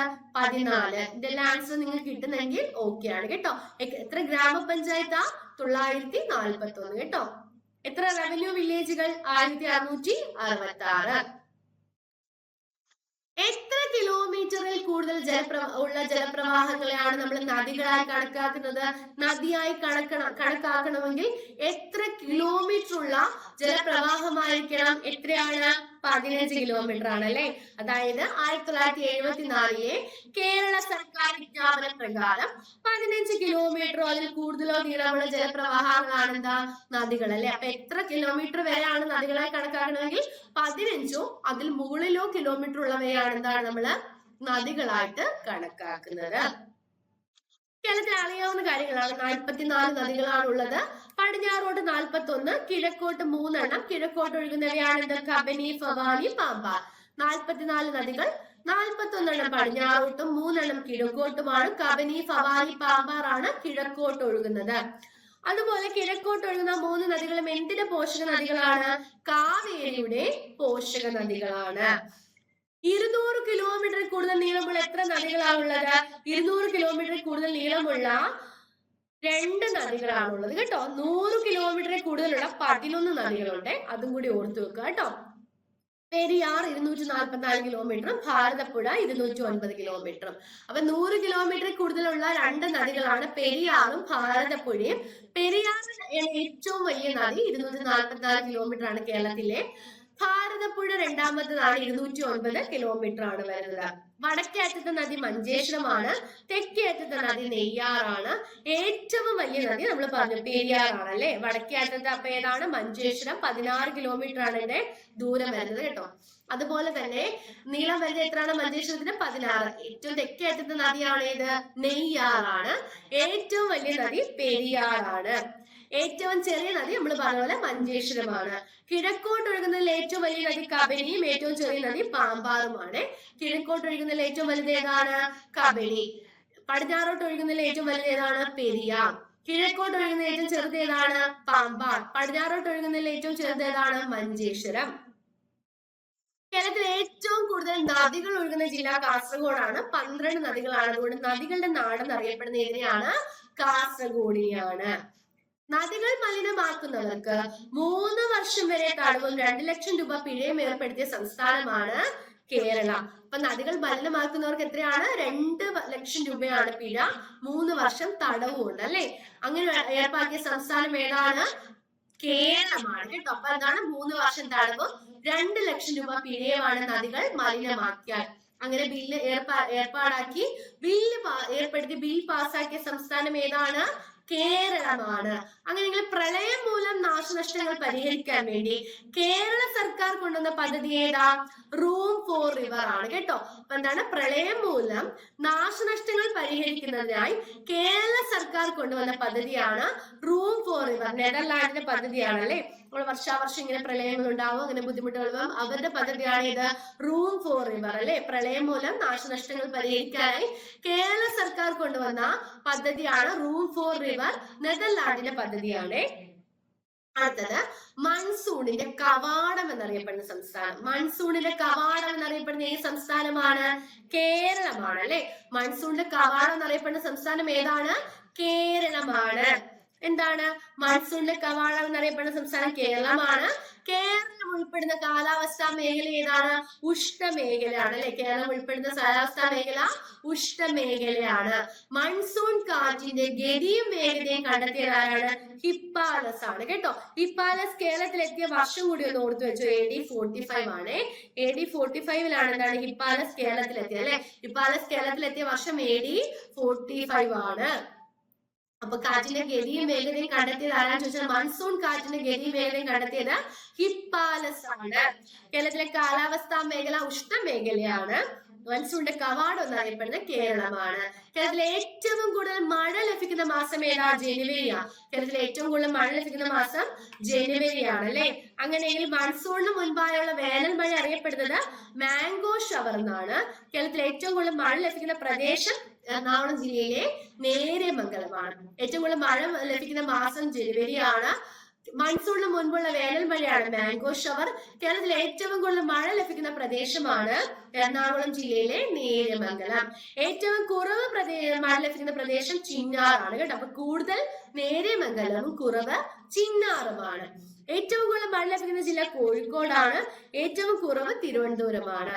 കേരളത്തിലെ ചിറാപൂഞ്ചി എന്നറിയപ്പെടുന്ന ലക്കിടിയാണ്. വയനാട്ടിലെ ലക്കിടിയാണ്. അപ്പൊ ഏറ്റവും കൂടുതൽ മഴ ലഭിക്കുന്ന മാസം പറഞ്ഞേ? ജനുവരി.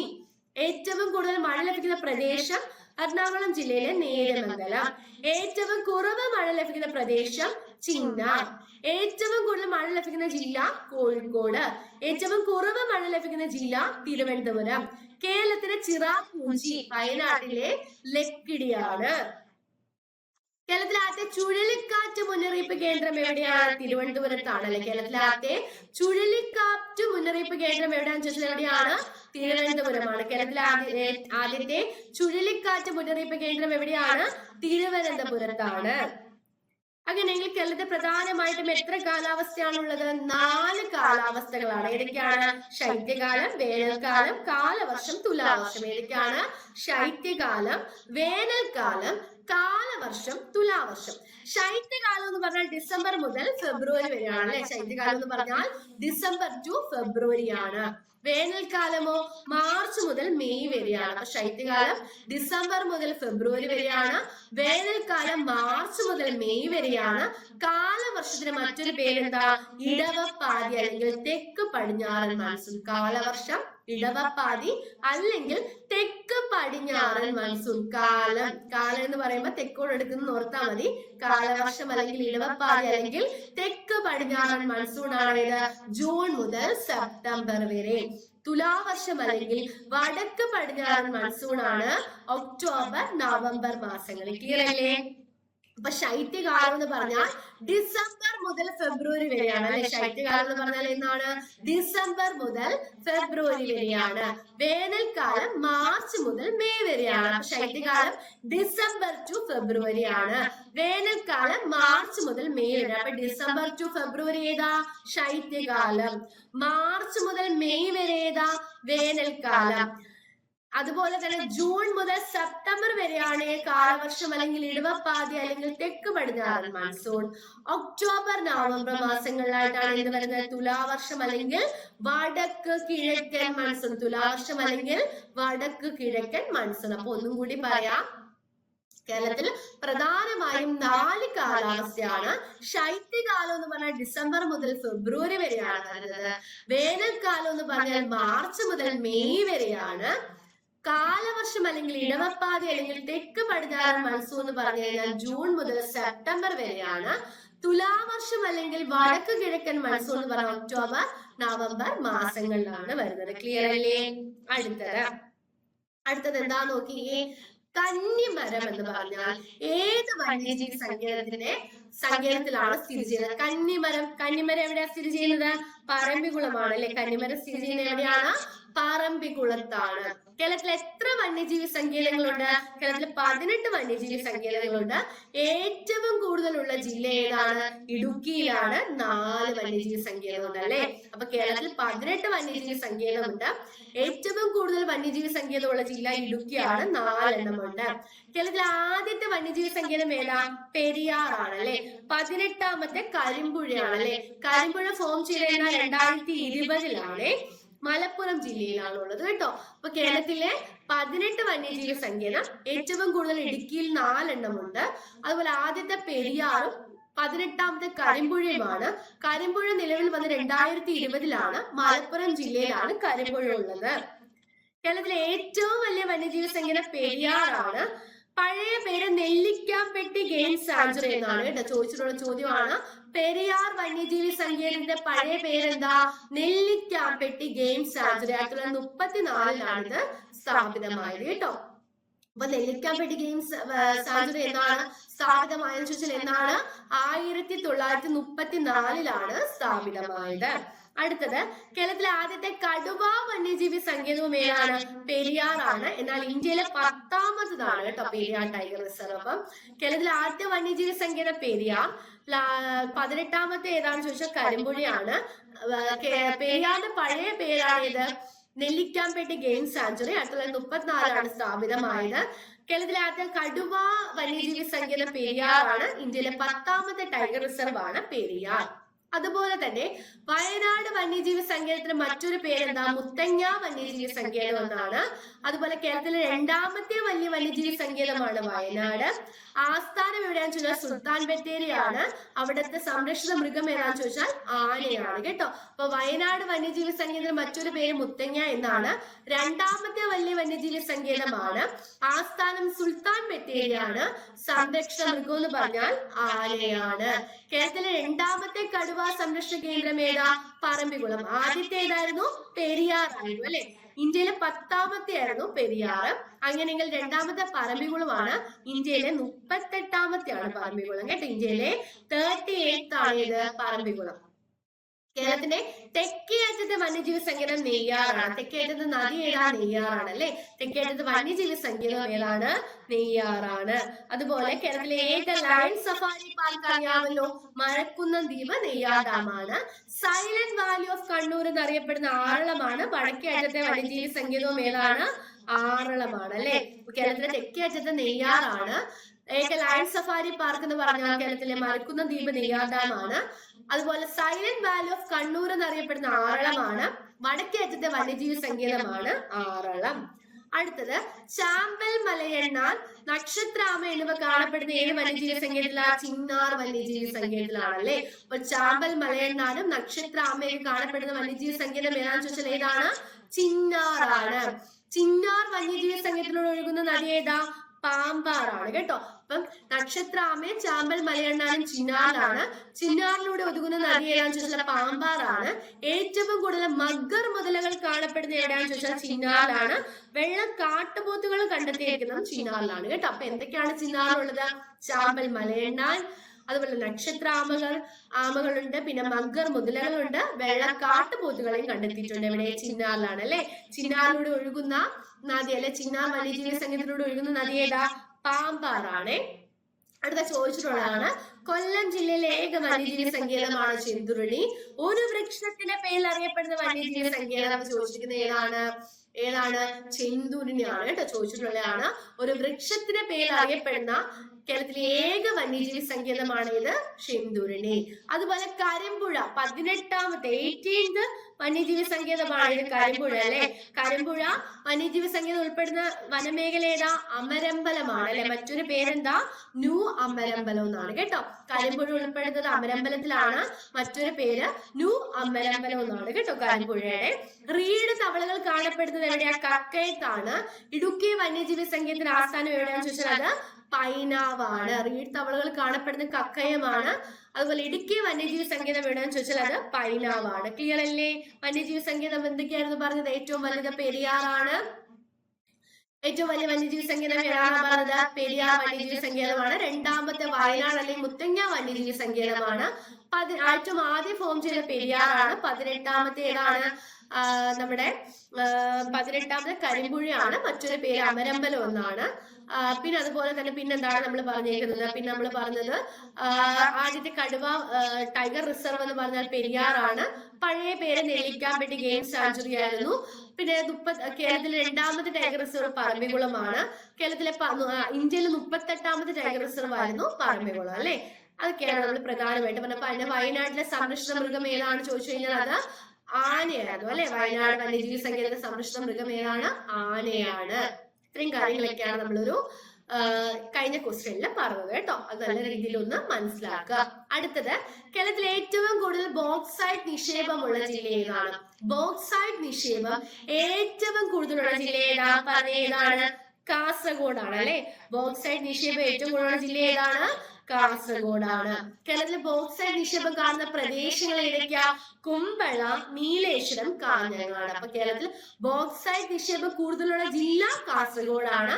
കാണുന്ന പ്രദേശങ്ങളാണ് കുമ്പളയും നീലേശ്വരവും കാഞ്ഞങ്ങാടും. കേരളത്തിൽ ബോക്സൈറ്റ് നിക്ഷേപം കൂടുതലുള്ള ജില്ല കാസർഗോഡാണ്. കാണുന്ന പ്രദേശങ്ങൾ പറഞ്ഞാൽ കുമ്പള, നീലേശ്വരം, കാഞ്ഞങ്ങാട് എന്നിവയാണ്. ചുണ്ണാമ്പ് കല്ല് കാണപ്പെടുന്നത് പാലക്കാടും കണ്ണൂരിലുമാണ് അല്ലെ. ചുണ്ണാമ്പ് കല്ല് കാണപ്പെടുന്നത് പാലക്കാടും കണ്ണൂരിലുമാണ്. അതുപോലെ തന്നെ എന്താണ് മറ്റ് കാണുന്ന പ്രദേശങ്ങൾ ചോദിച്ചാൽ തണ്ണീർമുക്കം, വൈക്കം, വാടാനപ്പള്ളി, കൊടുങ്ങല്ലൂർ. അപ്പൊ എന്താണ് ചുണ്ണാമ്പ് കല്ല് കാണപ്പെടുന്ന ജില്ലകൾ ചോദിച്ചാൽ പാലക്കാട്, കണ്ണൂർ ജില്ലകളാണ്. ബോക്സൈറ്റ് നിക്ഷേപം കൂടുതലുള്ള ജില്ല കാസർഗോഡ്. പ്രദേശങ്ങൾ പറയുമ്പോൾ കുമ്പള, നീലേശ്വരം, കാഞ്ഞങ്ങാട്. ചുണ്ണാമ്പുകല്ല് കാണപ്പെടുന്ന ജില്ലകൾ ചോദിച്ചാൽ പാലക്കാടും കണ്ണൂരുമാണ്. പ്രദേശമാണ് ചോദിക്കുന്നത് തണ്ണീർമുക്കം, വൈക്കം, വാടാനപ്പള്ളി, കൊടുങ്ങല്ലൂർ. തണ്ണീർമുക്കം, വൈക്കം, വാടാനപ്പള്ളി, കൊടുങ്ങല്ലൂർ എന്നിവയാണ് എന്ത്? ചുണ്ണാമ്പുകല്ല്. ജില്ലകളാണെങ്കിൽ പാലക്കാടും കണ്ണൂരും. ബോക്സൈറ്റ് ആണെങ്കിൽ എന്താണ്? കാസർഗോഡ് ജില്ലയാണ്. ഏതൊക്കെയാണ് സ്ഥലങ്ങൾ വരുന്നത്? കുമ്പള, കാഞ്ഞങ്ങാട്, നീലേശ്വരമാണ് അല്ലെ. അടുത്തത്, സിലിക്ക നിക്ഷേപം കൂടുതൽ എന്താണ്? ആലപ്പുഴ ജില്ലയിലാണ്. സ്ഥലം ചോദിച്ചു കഴിഞ്ഞാൽ അത് ചേർത്തലയാണ്. അതുപോലെ സ്വർണ്ണ നിക്ഷേപം വരുന്നത് മേപ്പാടി, വൈന്തിരി, മാനന്തവാടി, നിലമ്പൂർ എന്നിവിടങ്ങളിലാണ്. എവിടെയാണ്? മേപ്പാടി, വൈന്തിരി, മാനന്തവാടി, നിലമ്പൂർ എന്നിവിടങ്ങളിലാണ് സ്വർണ്ണ നിക്ഷേപം വരുന്നത്. അടുത്തത്, ഇരുമ്പ് വരുന്നത് കോഴിക്കോട്, മലപ്പുറം ജില്ലകളിലാണ്. ഇരുമ്പിന്റെ നിക്ഷേപം കോഴിക്കോട്, മലപ്പുറം ജില്ലകളിലാണ്. അതുപോലെ ഗ്രാഫൈറ്റ് വരുന്നത് തിരുവനന്തപുരം, കൊല്ലം, കോട്ടയം, ഇടുക്കി, എറണാകുളം ജില്ലകളിലാണ്. എന്താണ്? തിരുവനന്തപുരം, കൊല്ലം, കോട്ടയം, ഇടുക്കി, എറണാകുളം ജില്ലകളിലാണ് എന്ത് വരുന്നത്? ഗ്രാഫൈറ്റിന്റെ നിക്ഷേപം വരുന്നത്. ഈ കേരളത്തിൽ കണ്ടെത്തിയിട്ടുള്ള ഏക ധാതു ഇന്ധനമാണ് ഏത്? ലിഗ്നൈറ്റ്. എവിടെയാണ് കണ്ടെത്തിയത്? തിരുവനന്തപുരം, വർക്കലയിലാണ് കേട്ടോ. കേരളത്തിൽ കണ്ടെത്തിയ ഏക ധാതു ഇന്ധനം ചോദിച്ചാൽ അത് ഏതാണ്? ലിഗ്നൈറ്റ് ആണ്. കണ്ടെത്തിയത് എവിടെയാണ്? തിരുവനന്തപുരം, വർക്കലയിലാണ് കണ്ടെത്തിയത്. അടുത്ത ചീന കളിമണ്ണ് എവിടെയാണ്? കൊല്ലം, കുണ്ടറയിലാണ്. അവിടെ കുണ്ടറ സിറാമിക്സിൽ ഉപയോഗിക്കുന്ന അസംസ്കൃത വസ്തു ചോദിച്ചാൽ അതും കളിമണ്ണാണ് കേട്ടോ. ചീന കളിമണ്ണ് എവിടെയാണെന്ന് ചോദിച്ചാൽ കുണ്ടറയിലാണ്. അതുപോലെ തന്നെ കുണ്ടറ സിറാമിക്സിൽ ഉപയോഗിക്കുന്ന അസംസ്കൃത വസ്തു ചോദിച്ചാൽ ഏതാണ്? കളിമണ്ണാണ്. ഇൽമനൈറ്റ്, മോണോസൈറ്റ് എന്നിവ കണ്ടെത്തിയിരിക്കുന്നത് എവിടെയാണ്? നമ്മുടെ കൊല്ലത്ത്, നീണ്ടകരയിലും ചവറയിലുമാണ് എന്താണ്? ഇൽമനൈറ്റും മോണോസൈറ്റും കണ്ടെത്തിയിരിക്കുന്നത്. ക്ലിയർ അല്ലേ? അപ്പൊ എന്തൊക്കെയാണെന്നോട് പറഞ്ഞേ. ബോക്സൈറ്റ് നിക്ഷേപം കൂടുതലുള്ള ജില്ല കാസർഗോഡ്, കുമ്പള, നീലേശ്വരം, കാഞ്ഞങ്ങാട് എന്നിവിടങ്ങളിലാണ് എന്തുള്ളത്? ബോക്സൈറ്റ് നിക്ഷേപം ഉള്ളത്. ചുണ്ണാമ്പ് കല്ല് കൂടുതലുള്ളത് കണ്ണൂർ, പാലക്കാട് ജില്ലകളിലാണ്. സ്ഥലം പറയുവാണെങ്കിൽ തണ്ണീർമുക്കം, വൈക്കം, വാടാനപ്പള്ളി, കൊടുങ്ങല്ലൂർ. തണ്ണീർമുക്കം, വൈക്കം, വാടാനപ്പള്ളി, കൊടുങ്ങല്ലൂർ എന്നിവിടങ്ങളിലാണ് എന്തുള്ളത്? നമ്മുടെ ചുണ്ണാമ്പ് കല്ലുള്ളത്. ചുണ്ണാമ്പ് കല്ല് നിക്ഷേപം. കൂടുതൽ സിലിക്ക നിക്ഷേപമുള്ള ആലപ്പുഴ ജില്ലയിൽ സ്ഥലം പറഞ്ഞാൽ ചേർത്തല. ഗോൾഡ് അല്ലെങ്കിൽ സ്വർണ്ണ നിക്ഷേപം വരുന്നത് മേപ്പാടി, വൈന്തിരി, മാനന്തവാടി, നിലമ്പൂർ. എന്താണ്? മേപ്പാടി, വൈന്തിരി, മാനന്തവാടി, നിലമ്പൂർ. ഇരുമ്പ് വരുന്ന കോഴിക്കോടും മലപ്പുറവുമാണ്. ഗ്രാഫൈറ്റ് വരുമ്പോ തിരുവനന്തപുരം, കൊല്ലം, കോട്ടയം, ഇടുക്കി, എറണാകുളം. തിരുവനന്തപുരം, കൊല്ലം, കോട്ടയം, ഇടുക്കി, എറണാകുളമാണ്. കേരളത്തിൽ കണ്ടെത്തിയ ഏക ധാതു ഇന്ധനമാണ് ലിഗ്നൈറ്റ്. അതുപോലെ കണ്ടെത്തിയത് എവിടെയാണ്? വർക്കലയിലാണ്. തിരുവനന്തപുരം ജില്ല വർക്കലയിലാണ് കേരളത്തിലെ ഏക ധാതു ഇന്ധനമാണ് കണ്ടെത്തിയത്. ഏതാണ്? ലിഗ്നൈറ്റ് അല്ലെ. ചീന കളിമണ്ണ് കുണ്ടറയിലാണ്. കുണ്ടറ സിറാമിക്സിൽ ഉപയോഗിക്കുന്ന അസംസ്കൃത വസ്തു ചോദിച്ചാൽ അത് കളിമണ്ണാണ് അല്ലെ. അതുപോലെ ഇൽമനൈറ്റ്, മോണോസൈറ്റ് എന്നിവ ചവറയിലും നീണ്ടകരയിലുമാണ് കാണപ്പെടുന്നത്. ചീന കളിമണ്ണ് എവിടെയാണ്? കുണ്ടറയിലാണ്, കൊല്ലം ജില്ലയാണ്. കുണ്ടറ സിറാമിക്സിൽ ഉപയോഗിക്കുന്ന അസംസ്കൃത വസ്തു എന്ന് പറഞ്ഞാൽ എവിടെയാണ്? കളിമണ്ണാണ്. ക്ലിയർ അല്ലേ? ഓക്കെ അല്ലേ? ഇത്രയും കാര്യങ്ങളാണ് നമുക്ക് കേരള ജോഗ്രഫിയുടെ ഒരു റിവിഷൻ പാർട്ടായിട്ട് പറയാനുള്ളത്. ഇത്രയും കാര്യങ്ങൾ നല്ല രീതിയിൽ ഒന്ന് നിങ്ങൾ റിവൈസ് ചെയ്യുക. നല്ല രീതിയിൽ പഠിച്ച് എല്ലാ സബ്ജക്റ്റും നല്ല രീതിയിൽ നോക്കി നല്ല രീതിയിൽ ഒരു എക്സാം ആയിരിക്കട്ടെ നിങ്ങൾക്ക് നന്നായിട്ട് എഴുതാൻ പറ്റാതെ നിങ്ങളുടെ ഈ ഒരു അവസരം നല്ല രീതിയിൽ തന്നെ വിനിയോഗിക്കുക. നിങ്ങൾ എല്ലാവരും റാങ്ക് ലിസ്റ്റിലേക്ക് ഉൾപ്പെട്ട് ജോലിയിലേക്ക് പ്രവേശിക്കട്ടെ കേട്ടോ. All the best. Thank you.